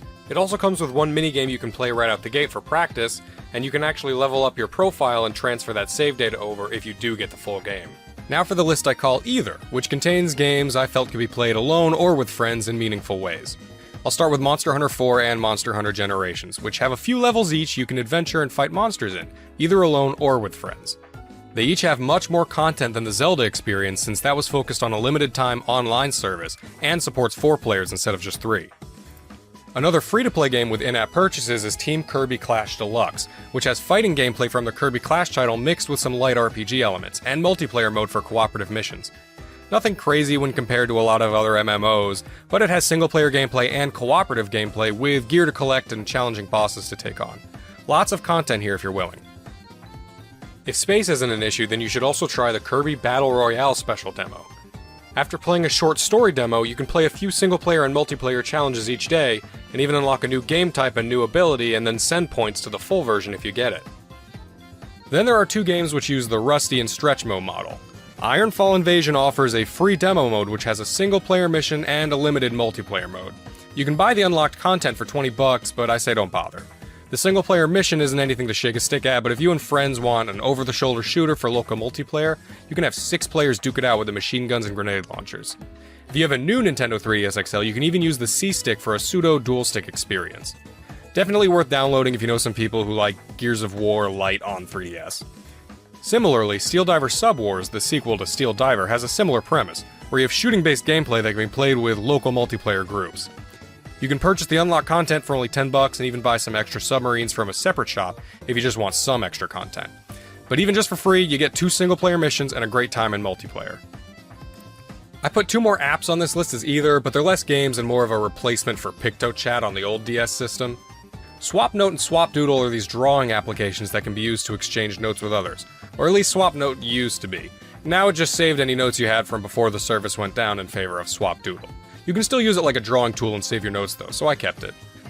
SwapDoodle is the newer and still functioning form with a free starter pack for extra note save slots and some other extras available. In SwapDoodle you can still send notes to others, and there are purchasable packs of different lessons and tools, some based on Nintendo properties. Not a priority by any means, since fewer and fewer people will use these apps and other features like Spot Pass and Street Pass, but worth having if you have tons of empty space. Now the less fun stuff. Tools! These are utility apps that serve some minor functions. The Monster Hunter 3 tool is mostly used to move save data between the 3DS and Wii U versions of the game. Similarly, the Monster Hunter Generations tool can move data to the Switch version from the 3DS. The Save Data Transfer tool is for moving save data from a physical version of a game to a digital version of the same game. Don't sweat these ones too much unless you own a Monster Hunter game or have both a digital and a physical version of another game. However, if you care about Pokemon, you will need to download the Pokemon Bank and Transporter apps. These tools are going to eventually be made free to use and are how you house and transfer Pokemon from Generations 3 up through 7 and then move them to Pokemon Home. So they're must-haves if you own any of those generations. Furthermore, if you have the Virtual Console version of Generation 1 or 2 games on your 3DS, this is used for their transfers as well. You can download the Poke Transporter app from within the Pokemon Home app itself. Now, the least useful of all of these isn't really a tool, I just put it here since it's not really a game per se. It's Photos with Mario, an AR card app that lets you take photos of Mario characters in different locations as long as you have the right cards. It's basically useless unless you have one of the compatible cards, but it is free and maybe you'll get a pack in the future, off eBay, only worth having if you can spare the space. That's all for applications, but there are a few trailers that are free. Definitely only look at these if you have tons of space, i.e. a 128GB card or something like that. You can download the trailers for Kid Icarus Uprising, Donkey Kong Country Returns, Zelda A Link Between Worlds, and Metroid Samus Returns. You can also download a video with some clips relating to Halloween-themed levels in gaming. These are just videos, but cool and/or cute things to look back on, especially since some of the footage shows previous builds of the game with different graphics. Not a priority by any means, but I like preserving these things for some reason. And finally, for the freebies are the themes. There are several 3DS themes that you can still get for free, most of them listed in a free section in the theme shop. However, I found one bundle of themes that was free but listed instead in the game-specific section, the Gurumin themes. I'll touch on Gurumin later, but it's an adorable game and the themes appear to be free for everyone. I thought at first it was because I had Gurumin 3D purchased, but I do have some spare 3DSs with different accounts on them and it was free on each of them too, so you should check it out. The other free themes are neat too, more interesting than basic colors in my opinion. And while you're here, buy any other themes you would want to since it won't be possible down the road. I want to mention one more thing before I go into my recommended picks for the eShop. These are not immediately going away, but for those of you who have the space, you should consider downloading updates to popular games that you may get down the line, or games that you have now. These can be found by filtering the search and putting the max price at 0. Some of these updates improve stability or fix glitches, and one day they may go away. But no pressure since they're not in any immediate danger. Just something to think about. Oh, and I wanted to mention 2 other little free things that you can get if you haven't already. In the Street Pass Me Plaza, you can get one of 2 free games, a stock market game and a slot car racing game, but I assume most of you have already as long as you've been using the Street Pass Me Plaza.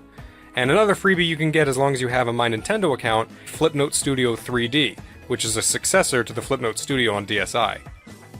Okay, now for a rapid fire of the games that I want to recommend. I'm just going to give brief descriptions or even just put up a second of gameplay so that you can know whether or not you want to look into that particular game. Let's start with the list I'm going to call priority games in no particular order. And I have purchased most of, if not all of the following titles on some system. This is just how I spend my paycheck. Not all games I list will technically be eShop exclusives, but many of the games on this list will either be difficult or impossible to legally play otherwise, especially the DSiWare titles. First off is Photo Dojo. Do you like fighting games or beat 'em ups? This is either with local multiplayer off of one DS, and you can be the fighter. While not a very deep game, it is a really fun one I've been playing since I was younger. Next is Game & Watch Donkey Kong Jr. Actually, the whole library of Game & Watch is recommended, but if you have to pick just one, I like Donkey Kong Jr. the best. Dragon Quest Wars. Fans of strategy games need this one. It's got local multiplayer on a single DS, and features adorable Dragon Quest characters and a decently smart AI. Soul of Darkness is a pretty well-made Castlevania clone that utilizes camera functions and actually made a younger, edgier me cry with its ending. If you like Castlevania, you could do worse. Pokemon Battle Troze is for puzzle fans who wanted more than Pokemon Shuffle, and perhaps like the original Troze game. This one does have Nintendo polish. If you like the camera functionality of Face Raiders, Pokemon Dream Radar is a fun way to scratch that itch and give rewards to the Gen 5 games at the same time. I always champion side games that interact with the main series. I'm going to go ahead and recommend the entire Level 5 eShop exclusive lineup, but the best are definitely Crimson Shroud, Attack of the Friday Monsters, and Liberation Maiden, as I'm sure you've seen in the other eShop videos. There's a reason these are on everyone's lists. Pocket Card Jockey is also on everyone's list for the eShop grabs. This game has the Game Freak touch for sure. If you're a retro fan, you'll be looking at the Virtual Console games, and you should. While not really exclusive to the 3DS, they may be easier for you to play here. That goes doubly for the Mysterious Murasame Castle, which is a Japan-only title. This is pretty much the only way a Westerner can play this game without emulation, and is very good for an early Famicom game. Similarly, check out Earthbound Beginnings, which was a Famicom game released with an English patch here on the Wii U. Also on Wii U is Kuru Kuru Kururin, a game that never came to the US when it was on GBA, but now it's here on Wii U, and it's a great mix of puzzle, time attack, and physics. Also check out Sin and Punishment on Wii U, since that's another game the US didn't get, and instead we only got its sequel on Wii. I always thought this next one was related somehow to Murasame, but it's just another Nintendo samurai game. Sakura Samurai is a very artful game that makes really good use of the 3D effect. If you like Street Pass, you need to check out the Mii Plaza games. I went ahead and got them all, but at least for your free game, get Slot Car Racing. I would also recommend Mii Force and Monster Man are the most from the others, though I do think they all offer a fun experience with interactions from other players if you can get a Street Pass. Also take a look at the premium paid update for Street Pass Plaza, which adds a few small features. The next one you might skip since there are other games in the series with very similar gameplay, but I do adore the Yumi series, especially Yumi's Odd Odyssey, a puzzle platformer on 3DS. Maybe skip it if you have its sequel on Switch. This DSiWare exclusive is a mix of stealth and puzzle gameplay, a clever game called SKP Go. I've been playing this one since I was younger, and it has a little storyline about an amnesiac who's pursued by assailants, and challenging gameplay along with it. Another one I grew up with, Elemental Masters, is one of those TCG role-playing games set in a fantasy world. Kinda similar to Puzzle Quest in the setup, but the gameplay is more like a side card game from a regular RPG, like the one in Final Fantasy VIII, or the Digimon TCG in Digimon World 3 or Pazaak. I'm currently having a lot of fun playing Chibi Robo Photo Finder. Now, I never had or played the original Chibi Robo, but I did play Park Patrol on DS and thought it was fun, and this one scratches that similar itch. Consider getting Inazuma 11, a soccer RPG game that does not get many releases in the US, though if you're in the JP or PAL regions, there were many released in the series. I love when RPG elements and stories get mixed with non-traditional setups like sports or random careers. Take a look at the other members of the Pushmo series, like Pushmo and Crashmo, if you like Stretchmo enough to buy the level packs, that is. Also check out Pushmo World on Wii U, I'm addicted to them all right now. Also, if you do care about Pokemon, then grab the Game Boy and Game Boy Color Virtual Console versions, since they have connectivity with the other games, as I mentioned before. Long story short, this is the only legit way to transfer Gen 1 and Gen 2 originating Pokemon up to the new games. It's also one of the only legit ways to shiny hunt Celebi, since Crystal comes with the special Celebi event preloaded. If you like the BlazBlue series, consider the DSiWare game BlazBlue, or the 3DS game BlazBlue Clone Phantasma. Neither's amazing, but still decent side games for lovers of the BlazBlue story, or already own a game like X-Blaze Code Embryo on PS3 for the story. And go ahead and look at Pro Jumper and Radio Hammer while you're on the Arxis and Axis pages in the eShop. Birds and Beans and Paper Airplane Chase are WarioWare micro games for sure, emphasis on micro, but both have addicting high score-based gameplay. Birds and Beans has an unlockable second mode, and Airplane Chase has single DS multiplayer mode. A similar title, Spotto has simple gameplay, but physics-based games are always a treat. If you own or care about Smash Bros. On Wii U, you can get this cheap app to use your 3DS as a controller for the Wii U version. Touch Battle Tank Tag Combat and Tank Troopers are the two better tank-based games I've found, though Tanks vs. Ants looks decent. If you only get one, I recommend Tank Troopers, since Touch Battle Tank Tag Combat, that is a mouthful, needs a second copy to play multiplayer, while Tank Troopers can use download play. 80s Overdrive is a classic retro racer that reminds me of Victory Run or Final Lap Twin, and you guys know I love Final Lap Twin. It does lack an open world to explore like Final Lap Twin, but the racing feels nice and the upgrade system helps with that RPG feel. Another similar title is Gotcha Racing, which has a similar mechanic, but a vastly different, cutesier art style. Take your pick, they're both fun to play. There are 3 Kirby games that are kind of leaving with the eShop. Kirby Fighters Deluxe, DDD's Drum Dash Deluxe, and Kirby's Blowout Blast. All this alliteration. These are expansions upon minigames from the mainline titles, and are all fun. I do like the multiplayer fighting aspect of Fighters Deluxe, but the gameplay gets reused in the free-to-play Team Kirby Clash as mentioned before. Blowout Blast is a well-made 3D platforming action game, and DDD's Drum Dash is a rhythm game that somehow reminds me of some of the bonus stages in Klonoa on GBA. All are worth getting in my opinion since they have that Nintendo polish. This is the part of the video where I realized it was going to take way too long to capture all of the 3DS footage manually like I've been doing, and I wasn't experienced enough to edit it all together and keystone it correctly. So from here on out, we're mostly going to be looking at the 3DS eShop listings and other very small clips, and I might have to cut some things down. But we're going to get all the names out there of the games that I think are important. Another rhythm platformer everyone's talking about is Harmonite, which I personally think may be a little overhyped, but I still think it's a great game, and it's a shame it's going away. Take a look at Maestro Green Grove as well if you have the system storage to spare. There are a lot of good shoot-'em-ups that will be going away. Karis, the Beast of Re-Eden is not an amazing game, but is based on a Japan-only shoot-'em-up that we didn't get here, and I love it when games get this import treatment years later. Another game to get a similar import was Rekka, which is an astoundingly hard and fast-paced game. The Turvy Strike Back is a unique game in which you turn the DS upside down to play, and has single DS multiplayer mode. Can you tell yet that I love single DS multiplayer mode as a feature? I really liked Advance Wars back in the day, too.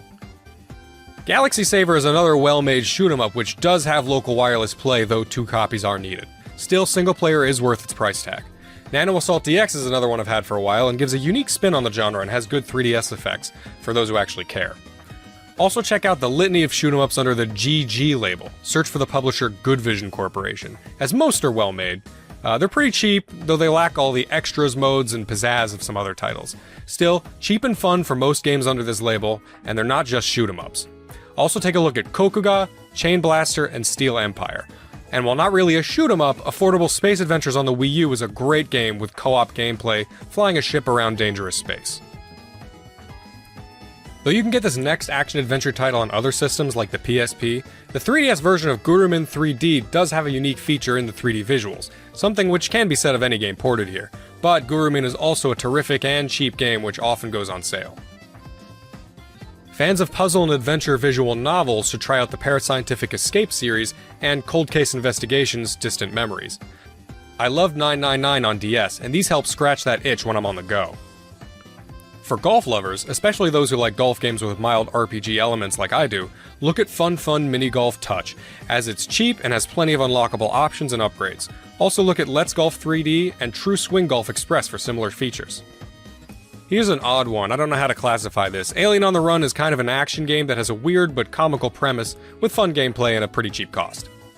I'd be remiss if I didn't mention the Mario vs. Donkey Kong games we're losing. I loved the original Mario vs. Donkey Kong on GBA as a kid, and also played a bunch of Donkey Kong 94. Minis March Again features a Lemming-style gameplay and has a level editor adding replay value. Minis on the Move brings the series into a 3D space and has unlockables as well as over 200 stages. Tipping Stars is slightly expensive for this list at $20, but you get a Wii U copy as well.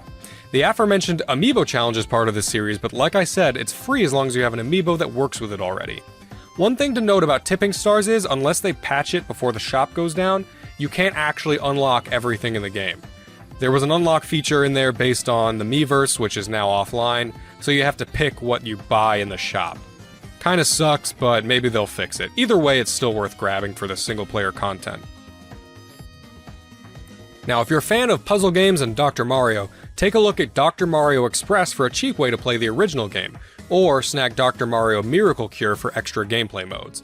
And then also check out Dr. Luigi on the Wii U. I never got into this series until now, but the mix of action and tower defense in the Dylan series is interesting.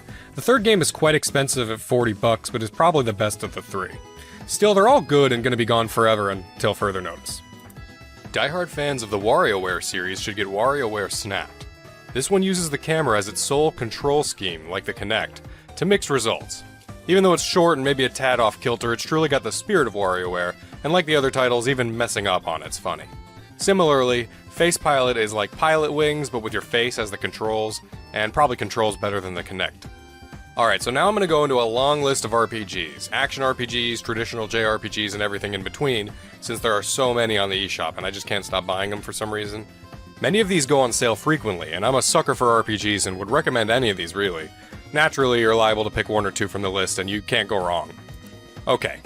Xenonia, Ash, Machine Knight, Infinite Dunamis, Cronus Arc, Alphadia, As Divine Cross, Unlucky Mage, Brave Dungeon, Cristorino, Journey to Crazia, Legna Tactica, The Abyss Quartet, The Witch and Hero series, The X-Cave Trilogy, The Legend of Dark Witch series, Demon King Box, Bonds of the Skies, Dragon Sinker, Faerun, Crystal Adventure, Kingdom's Item Shop, Adventure Bar Story, Adventure Labyrinth Story, Symphony of Eternity, Dragon Lapis, Crystal Monsters, Pick Dun 2, The River City series, Weapon Shop de Omasei, Absolute Baseball, Ikachan, The Keep, the Denpa Men series. Now, I don't regret buying any of these, and I am being completely honest, though I'm a bit of a collecting nut. If a bunch of random names being thrown out at you didn't grab your attention, then at least please look at Weapon Shop de Omasei and the Denpa Men games. Weapon Shop de Omase is a comedic rhythm RPG game about being the guy who forges weapons for traditional RPG characters. This one is a funny one to play right after playing one of the traditional JRPGs off this list. The Denpa Men is a great one where you can use the camera to capture little flying green screen technicians and form a dungeon-going party. Also, I want to mention Unchained Blades here. It is on the PSP, but we all know about the PSP shop, so maybe grab it here since it's a great dungeon crawler in first person with huge battles. Okay, cool. I'm gonna take a break from the RPGs. Here are some other mentions. Xscape is a sequel to a Japan-only shooter which pushed graphical limits back in the day on the Game Boy. This one isn't pushing any limits now, but it reminds me a lot of Red Alarm on the Virtual Boy in like a good way, so you should check it out if you like those. It's also very Star Foxy. Sky Piece is a game about boarding in the sky and getting high scores. It's pretty addicting. Super Strike Beach Volleyball is a cute little volleyball game, and I know that doesn't sound mega interesting, but I swear I love these simple little games as a break in between serious games. The Queen TV Game 2 is a really indescribable game, and with profanity, but for some reason it was only 2 cents, so yeah, I bought it, and you can too, for 2 cents. It's basically free. There are some Ace Attorney games that are only on the eShop and on mobile, so unless you want to play those on your phone or wait for the remaster, then get it here. Lionel City Builder 3D is another relaxing game, and it's about trains. Enough said. Pirate Pop Plus is a simple game that reminds me of old LCD games like the Tiger Electronics games. It's cute, and I think the pirate is the same guy from Runbow, but I could be wrong about that. Conveni Dream and Gourmet Dream are also simple, relaxing, little cute shop management games, and they're always fun to have on the go. Resident Evil The Mercenaries 3D is not really exclusive here, but the only other versions of the game I could find were the iOS versions, which only work on the older iPods anyway. I did buy it on my old iPod back in the day, and it is a fun one. So yeah, it may as well be exclusive to the eShop, and this version does have 3D capabilities anyway. Not so many shooters on 3DS, but if Ironfall's demo was enough for you, then you're probably fine without it. The Electroplankton series is a weird one, but they're exclusive here and all pretty cheap. At least get Hannenbau since they made this one into a Smash Bros. Stage. The Mighty series has a couple games exclusive here, like Mighty Milky Way and Mighty Flip Champs. All of them are quality platformers. Ancient Tribe is another cute little game that reminds me of Populous, if anyone remembers that one. Amiibo Battle is a different vibe, but also checks off the RTS-style gameplay. Moki Moki is a simple party game, but also has download play, so that makes it worth it to me and my extra DSs. Fighting/beat-em-up Cosmo Fighters also checks this box, and I love fighting games where only one copy is needed, like most fighting games on console. Man, more stuff should have been download play. Mononoke Forest has a similar aesthetic feel to Moke Moke, but their gameplay is completely different. Very cute though. The Spirit Hunters duo are like the Denpa Men, but if you like creatures better than weird men, then look at these ones. After Zoom is a similar concept, but the art's probably somewhere between Spirit Hunters quality and Denpa Men quality, which I didn't really like the Spirit Hunters creatures personally.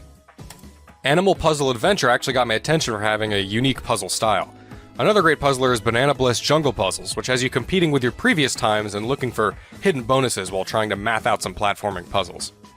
Zombie Panic in Wonderland DX is a deluxe version of a WiiWare title, so if you're feeling salty that you missed some of the stuff on the last Nintendo Shop's death, you can save this one on the second go-around.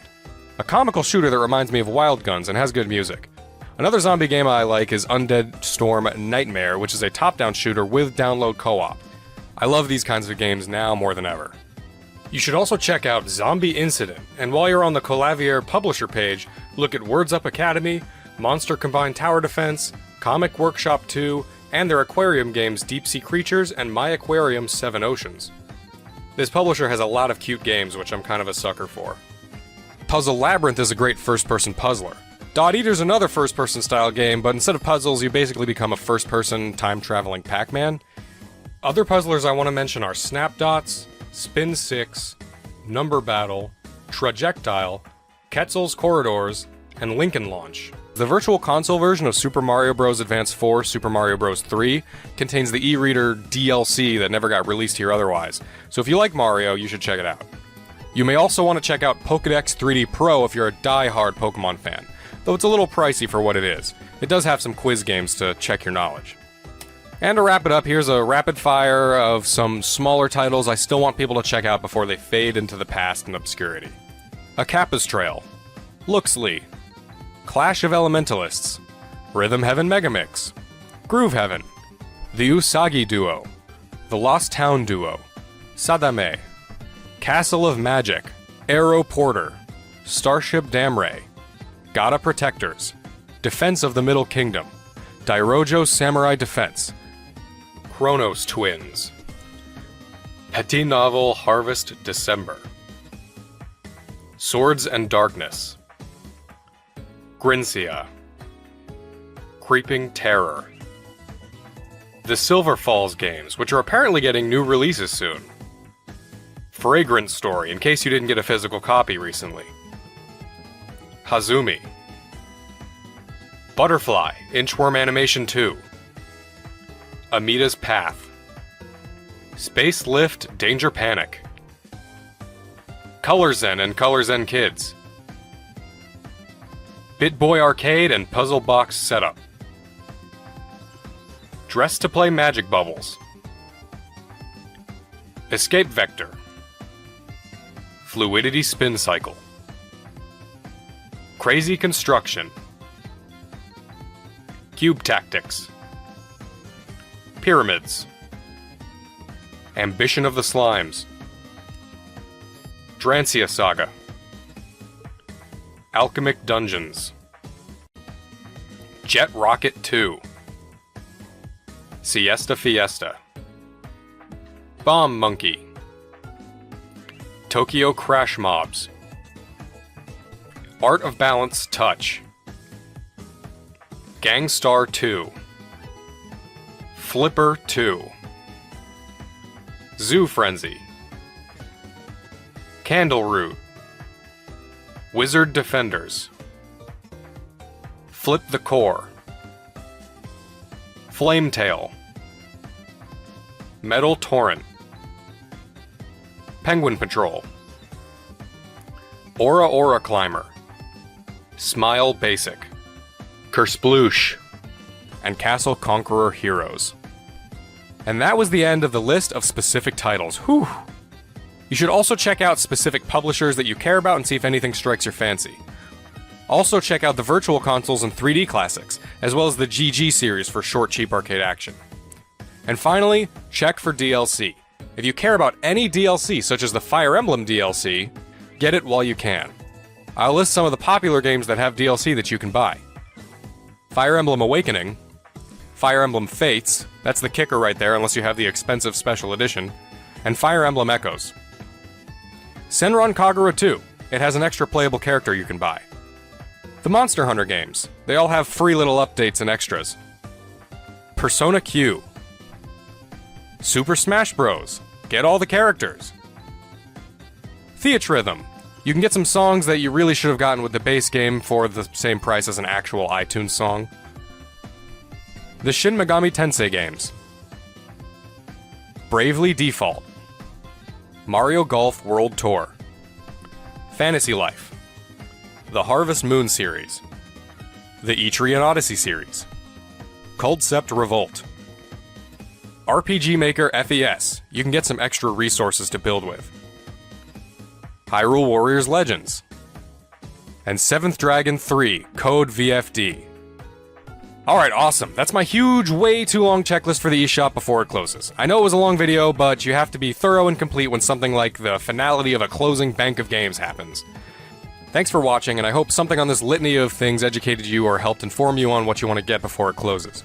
If you have any comments or questions, I will definitely be in the comments on this one since this is my biggest project, and my first scripted video on the channel, and want feedback and to hear your picks in case I missed a big one.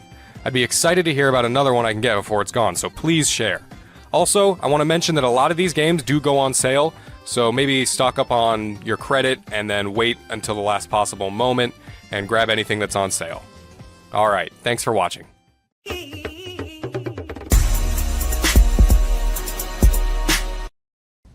Yeah.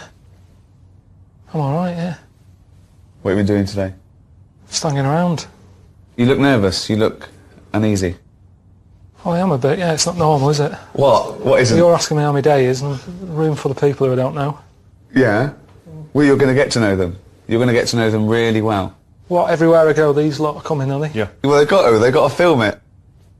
Otherwise you'd be by yourself, and we wouldn't see it on the telly. Right, Carl. I'm very jealous of your trip here, Carl. to the mighty Great Wall of China. Well, you say that, but how come I'm going and you're not doing any? Well, because we're executive producers. Yeah, we're busy. We've got other stuff going on. Mm. See, out of all the places, this is the place that I'm worried about the most. Why? Just the way they live. They're different. What, Chinese people? They just wreck everything. They make everything weird. That's what I'm worried about. Expand on this. I don't understand what you mean. Everything. Chicken. Why is it orange in Chinatown? Just the slightest thing. The chicken is orange. They eat anything. You know what I mean? Octopus. Toad. He just made that one up! No, say if I go over there, I have a bit of toad. I go, do you know what? It's quite nice, that. It's nicer than chicken. Yeah. It's going to be pretty tough to get a bit of grilled toad in this country.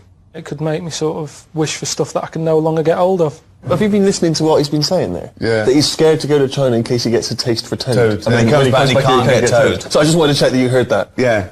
The way they write, the letters are weird. Their alphabet's not like ours. Theirs are like someone testing out a biro. Everything's... there's no logic to anything that they do. There isn't. Of course there's a logic to it. The way they read a book, it's all the other way around. From back to front instead of from front to back and up and down. And everything that we've done, they've gone, right, we're going to do it weirder. That's how it comes across. Well, some would say that they did it first. Their civilization beat ours by many, many hundreds of years. But anyway. Right. Off you go. See you when you get back. Yeah. So, yeah. Ring, ring. KP Plumbing. Hiya, is that, Miss Pilkington? Yeah, it is, yeah. Hi, it's Bob here. Bob. Yeah, bit of trouble. In my area, it's absolutely snowing. It's possible. No one's getting out. I live near Sheila. Bob, listen, Sheila's just been on. She's saying she can't get in either. She can't. I've just seen her out there trying to dig her car out, and she's really tried hard to get to work, but she can't do it because she's not very rich and her car doesn't work. And she hasn't got the right tyres, and there's no public transport. They've cancelled those. Wrong snow on this country. I'm not going to make it in today, son. So I'll see you tomorrow, right, boy? Well, no, you're saying you'll see me tomorrow. Yeah. But you'll probably call up tomorrow with the same thing. Well, only if it's snowing still. Now listen, it might not have this well, one. I can't run a business like this, Bob.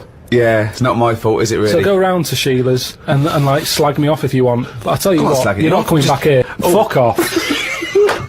No, because it's in the middle of the night. Can't go out. See, this is what I mean with you. You think you know it all. Just go out. Yeah, I'll tell you what then. Let's go back and let's see you go out in the middle of the night in the jungle. There's all sorts out there. The noise that's in the jungle is... Nothing goes to bed at night. That's why there's a lot of nocturnal stuff. No one can get their eyes shut. Everything's off. Snakes going, stuff, clip. There was something outside my tent. I'm not joking. It was man-size. And it was making a human noise. Was it a human? No. I'm talking like gorilla-type noise. Right. Well, that's terrifying. And you're saying, oh, just nip out. Yeah, but he could go in the tent if he wanted, couldn't he? No. What a thin sheet of nylon keeps him... All right, lads, don't go in there. They don't know, There's a bit of cloth. There's a bit of cloth. We can't get through that. Wait till he comes out for a piss. He's got an Evian bottle. We're screwed. I'm just saying, I had to empty my Evian bottle. In the morning? No, in the night, because it was only a little one like So that. you pissed in the tent and then emptied it out, so you were out there anyway? Yeah, but it's just my hand going out. Going like that and coming back in again. Surely you'd rather lose your penis than your hand? No, nothing wants your penis. You'd be surprised. Honestly, there's some weird stuff out there. Do you know these fish in the Amazon that go up your knob? Now everyone's saying to me, you've seen the Amazon? That's amazing. Well, how come the stuff that lives in it doesn't want to live in it? They'd rather live in my knob than live in the river. So you're telling me that I'm meant to be lucky? That's what I'm saying. Nowhere's safe. You can never relax.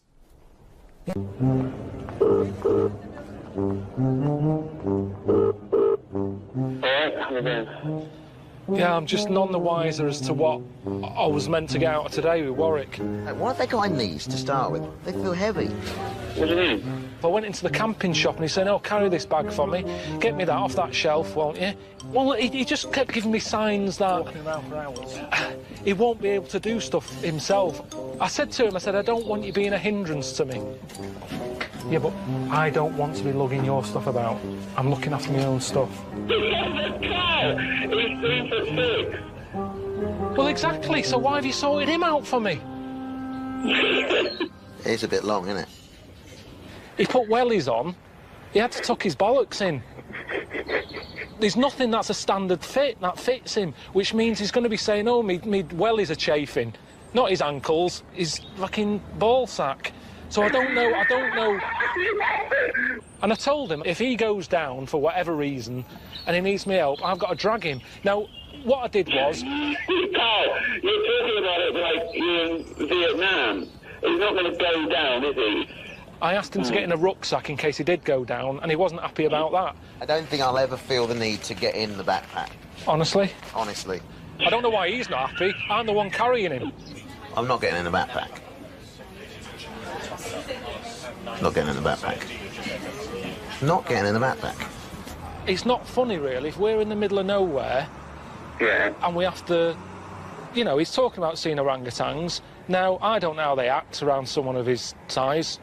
I don't know whether they're just seeing black and white, and to him, he's one of them. I don't know, honestly, I don't know. But why him? What's the reason for taking him? What's he bringing to the party here? I thought it'd be funny. And there's this octopus there, and you're going around, right? And you just see it start spitting at you, poison. What would you say to it? Well, it's too late then, isn't it? And I'd kick it. And I'd say, knobhead. I would, but what's the point? What's the point in getting annoyed now? Because it's done its stuff, hasn't it? I don't know why you'd kick it and call it a knobhead under the water. What is this octopus thinking? Oh, God. Oh, okay, you fucking eight-legged shit. I'm not bothered. I don't know what you're saying. Fucking cunt of a mollusk. I'll just spit at you again. It's not bothered. You slimy little fucking boneless wanker. This is why... How would you sell these places to me? We're coming in your travel agent, Karl Pilkington's Travel. He's been round the world. He's seen all the sights. So we're going there. Hello, we're thinking of going on holiday, me and my husband, Stephen. Well, what are you thinking? China. China? China. Well, I won't bother with that. Where have you been in the past? Well, we've been to Wales and we don't really understand the language. What are they saying? Don't know what they're saying at all. Oh, forget China then. Oh. They're worse than the Welsh with their language. It's mental. There's no order to it whatsoever. It's mental language.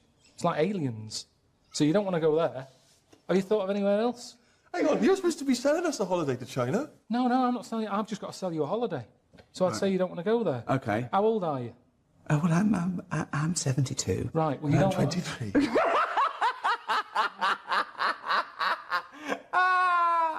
Well, to be quite honest, I thought he'd be a bit more virile. Even though he's 23, his penis is actually 102. Why did he have that put on? Is this any use? I don't know what this is. Oh, let's have a break. Oh, I'm sweating. They'll get something. Look, she's going to kick it. What a little shit. Go and have a word with her mum. I'm not making any more. If you were transported now into a slug, what would you do? And Suzanne, you're suddenly in the kitchen, but you're a slug, and Suzanne's sort of like there, just making tea and that. How do you let her know it's you? It's impossible. I'd just chuck myself into the salt pot or something.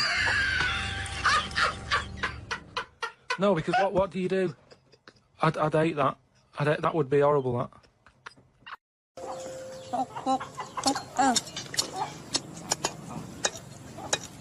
Fuck boy.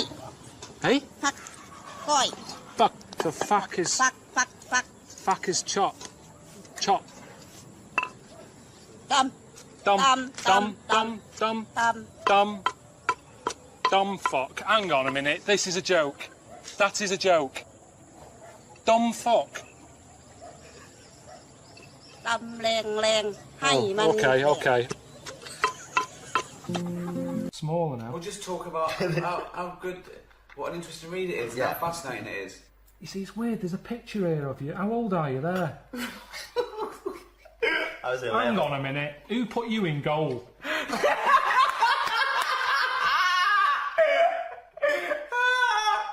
Hello, Carl. Have you got any food? Got any food? Got any sandwiches? Well, I have, but if I give you my sandwich, there's someone else behind you, and they'll all come out. So what are you going to do then? What are you going to do? I'm going to help you. How? What are you going to do?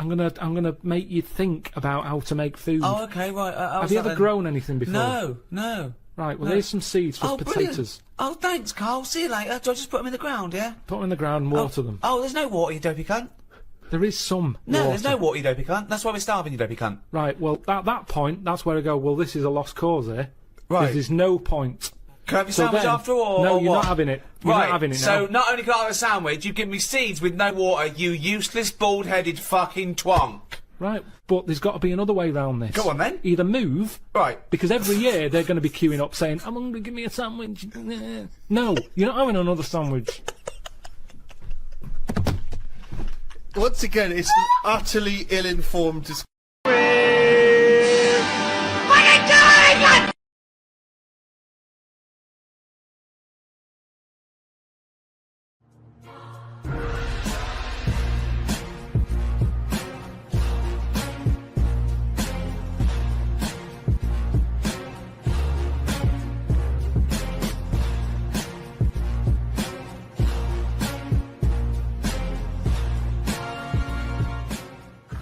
Would you say you've ever been brave? Because I was thinking before we did this, I can't think of a time when I've ever been brave. I don't think I've been cowardly.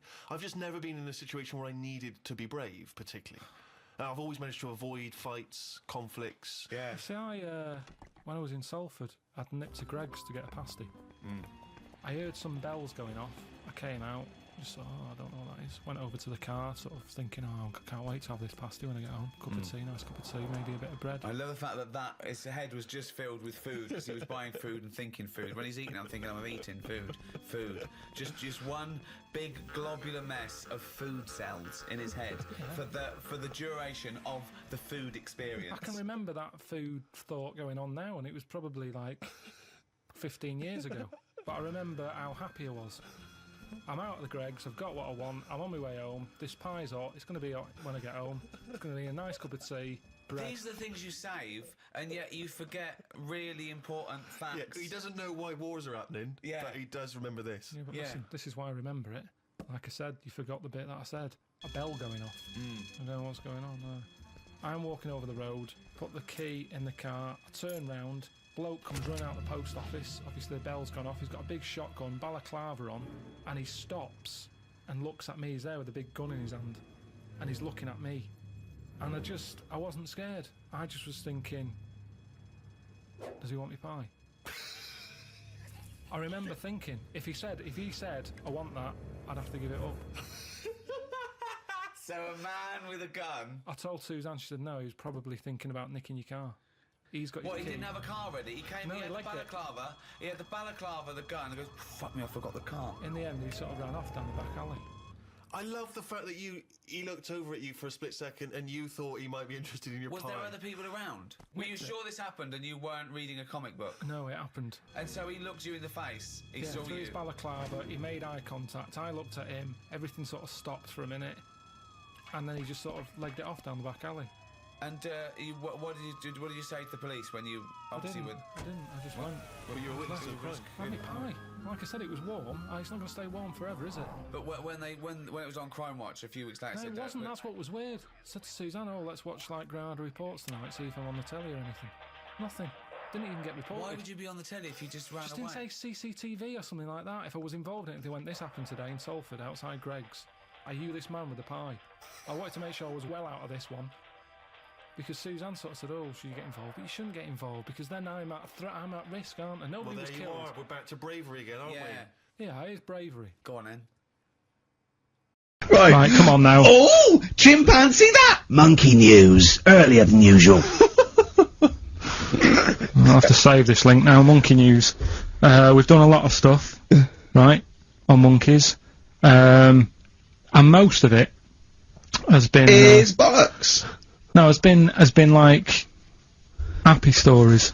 Oh, is this is this gonna be like our tune? Our monkey tune. Simon Bates, and welcome to our monkey tune. No, but do you know what I mean? We've done stuff about a monkey that robbed a bank. Yeah. Why is that happy? He had a great life after that. Right. What, in Marbella? Yeah. Right, we did, the one who saved someone's handbag in a railway station. We've had a lovely marriage, couple of marriages. Couple of marriages. Couple of monkey marriages. Yeah, yeah. It was the one who got a job in a railway station. Yeah, the hairdresser. The one who set up a business in Spain. I don't even remember that one. But, I mean, I'm willing to believe that happened. Go on then, Carl. But anyway, yeah. So today's isn't that happy really. It's about some monkey. I think it was a chimp. Who's an ape? Go on. It tried to. I mean, the story sets off at a sort of a weird thing. Yeah. It's something about he went to Russia to do some business. What are you talking about, Carl? It jumped past that bit though. It didn't start there. What? Do you know what I mean? It didn't tell you what he was doing. It just said, "There's this monkey went to Russia to do some business, do some stuff. I don't know. Bit of monkey business." And anyway, didn't work out. So they were furious. We wanted a surgeon. You send us a monkey. Anyway, ended up being homeless. Oh no, you're joking. It's taking a turn for the worst. What? Couldn't even get into like a tree hostel or anything like that. That's the problem. And God. Ended up homeless. Got in with some tramps. I don't know where to start.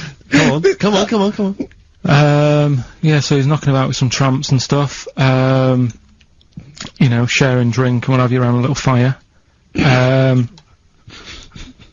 They broke into some home, not sort of squatted. Right, so not homeless anymore. Problem was, yeah, he had a roof over his little area head. Yeah. And he goes, "Oh, this is good. This is, we're having a good time. This is sorting me out." Yeah. He had his He mates. said that in Russian, though. What was he eating? I don't know. Don't know. It didn't say. But they're in this house. Well, he could only be eating sort of like fruit, nuts, vegetables. I mean, they classically sort of don't eat pork pies and. But they've got drink McDonald's coffee. in Moscow now, so sure. You probably chow down on that. Yeah. Anyway, there was a bust. What? There was a bust in the flat that they were squatting in. All the other tramps sort of knew what was going on, legged it, left little chimps out there, got arrested.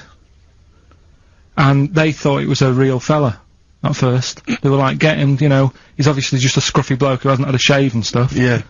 Hasn't shaved his back for a while. Or his face. Yeah. His head. Got him down the station. And the boss was like, "What's going on here? We've got a monkey here." He was like, "What?" So you arrested the monkey.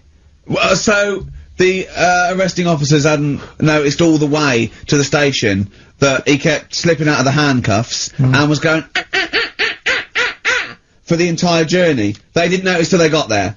What, did they put a hood over his head maybe and just like, I don't know. I'll give you the story if you want. There's the headline. What is it? What's the headline, Steve? I don't want to see it, but... The headline, this is once again from supposedly reputable news organisation Ananova, homeless monkey arrested in Russia. Did you read on, or did you see the headline and make up that whole story? It's most of it is there. What isn't there? What bit isn't there then? No, I think Steve can have a look over it, check it out and stuff. Point out the embellishment for me, Steve, will you? Well, what it doesn't say is, that the police didn't realise it was a monkey. That's what I was guessing. Really? That they got it back and they said, "What are you doing? We've got a monkey here," and they go, Yeah? Oh, God. There's some more, monkey problems in the week. Have you seen the Alfords advert with monkeys in? No. There's a new advert out for Alfords, selling bikes and stuff. Yeah. Got some monkeys in it. It's caused an uproar. Why? People are saying it's, dressing them up in tracksuits and that is, taking the mickey out of Manchester. It's not nice for the animals and that. So there's been loads of complaints Will they get a about free it. bike or something, do they, I imagine? I think they kept the tracksuits. Yeah. But, Shall I record that's the after thing, this though. cheeky freak of the week? No, I'm just saying we're not doing this to sort of, again, take the mickey out of the animals and stuff. These are true stories and that. But yeah, coming next, Freak of the Week. Let's go shopping. So, I'll just come into a shop, okay? Dring. Afternoon. Hello. Oh, yeah. I want a fish. What sort of fish do you want? We've got loads. What sort of fish are there? Loads. I haven't got time, to be honest. You've come in at a busy time. Have a look and come back to me. And, I don't know what type of fish is this? That's a kipper. Okay. A kipper. What's a kipper? It's a fish. It's sort of a fishy sort of fish. There's some fish that's more meaty. Tuna. What sort of thing are you after today? Is this for you or for someone else? This is for me. I'd like to buy a fish, please. Right, but surely you know what kipper is. Look at it. Look at the fish. Here it's called kipper. Where are you from? I don't speak English. I'd just wrap any old shit up and give it you. You'll like this. Tenner. Rip you off. Because I'm busy. And that's what happens in this country. That's what they want to be careful of if they're watching this. If you come into England, don't be ripped off. Rip off. Conned. Taken advantage of. Done up like a kipper. Done up like a kipper. Look at this foreigner. I done him up like a kipper. This is when English gets complicated because kipper, a lot of English words, can mean many things. And apparently I'm going to meet one of his disciples, a fella called Davram. Oh yeah. Are you Davram? America. Davram? America. What? Are you Davram? Yes, I am. What do you mean, American? Oh, I thought you said, where did I come from? Yes, my name is Dave Ram. Davram. Okay, yeah. Brilliant. The last time I came here, when I saw the Great Wall, didn't really enjoy it, did I? And I got back and I sort of said to a mate where I'd been, and he told me about this place. And I was gutted. I never came here. All this way. Never saw it. So it's weird in a way that I've had a second chance. It was like it was meant to be. I think it's in keeping with what we've been doing. Travel programme, showing you the world, how others live, little communities and all that. All right. This is it. It's Dwarf Village. It's like this little town that they set up. Dwarves used to get a hard time or something in China, so they set this up, a place where they live and work. They've made it for themselves, everything they want.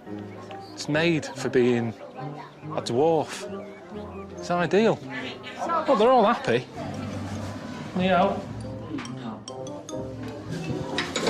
Look at the skill of this. I'm doing a little bit of woodwork. Looks amazing. I mean, that's not crap, is it? He's done it all. It's all sort of miniature, look. It's really cosy. And to him, it's massive, isn't it? You can show me around one of your houses. Okay. I haven't been in one of these. Just slow down a little bit. Just hang on a minute. Just hang on. Oh! No, you're not meant to laugh. Too small for you. Yeah, I am looking for something a bit bigger. Am I the biggest man who's ever been in it? It's good, isn't it? Too small. Do you know any dwarfs? Yeah. I know one. I know a little dwarf. He's a mate of Ricky's. I don't know what he'd think of this. He's always playing roles as, like, elves and Santa's little helper and all that. So at the end of the day, what's the difference?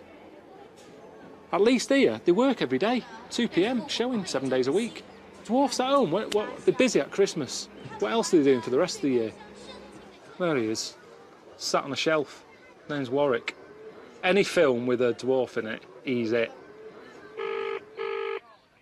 Hello? Is that Warwick? Yeah. Hey, it's Karl, Ricky's mate. Oh, yeah, all right. Yeah, what are you up to? I'm just in China. I'm looking at a dwarf village, and I wanted to run the whole sort of concept by you, because I know that people at home get a bit funny about, oh, you shouldn't be, having a little dwarf village and all that. And it's really good. The people in there are dead happy. Nice little show they put on. Just thought, it sort of covers me if I speak to you and say, I'm at a dwarf village, and you go, yeah, I've heard of that. It's nice. Good on you. No, I have heard of it, definitely, but I don't think it's nice. Why not? Well, I mean, it's like It's like going back to the days of the freak show again, isn't it, really? I mean, they're all in there together, and you're going in there to gorp at them, basically. Well, yeah, I did. And, you know, there is, like, little blokes in little funny outfits and all that, and you do sort of smile. But they're smiling. I think it's all right, isn't it? I think it's terrible, Carl. I can't believe it. You don't know who's behind the scenes running that. Did you meet them? Yeah, there's a king. And is he little? Of course he is. That might be a show king. There might be a... No, he was the head... No, he was the head man. He was at the top, he had a little cloak on and a crown, shades on. You could tell he was in charge. What's happening out in China, it's segregation, it's exploitation, seriously. It's not. Seriously. You see, you haven't been... This is what annoys me with people who... I'm in the thick of it here.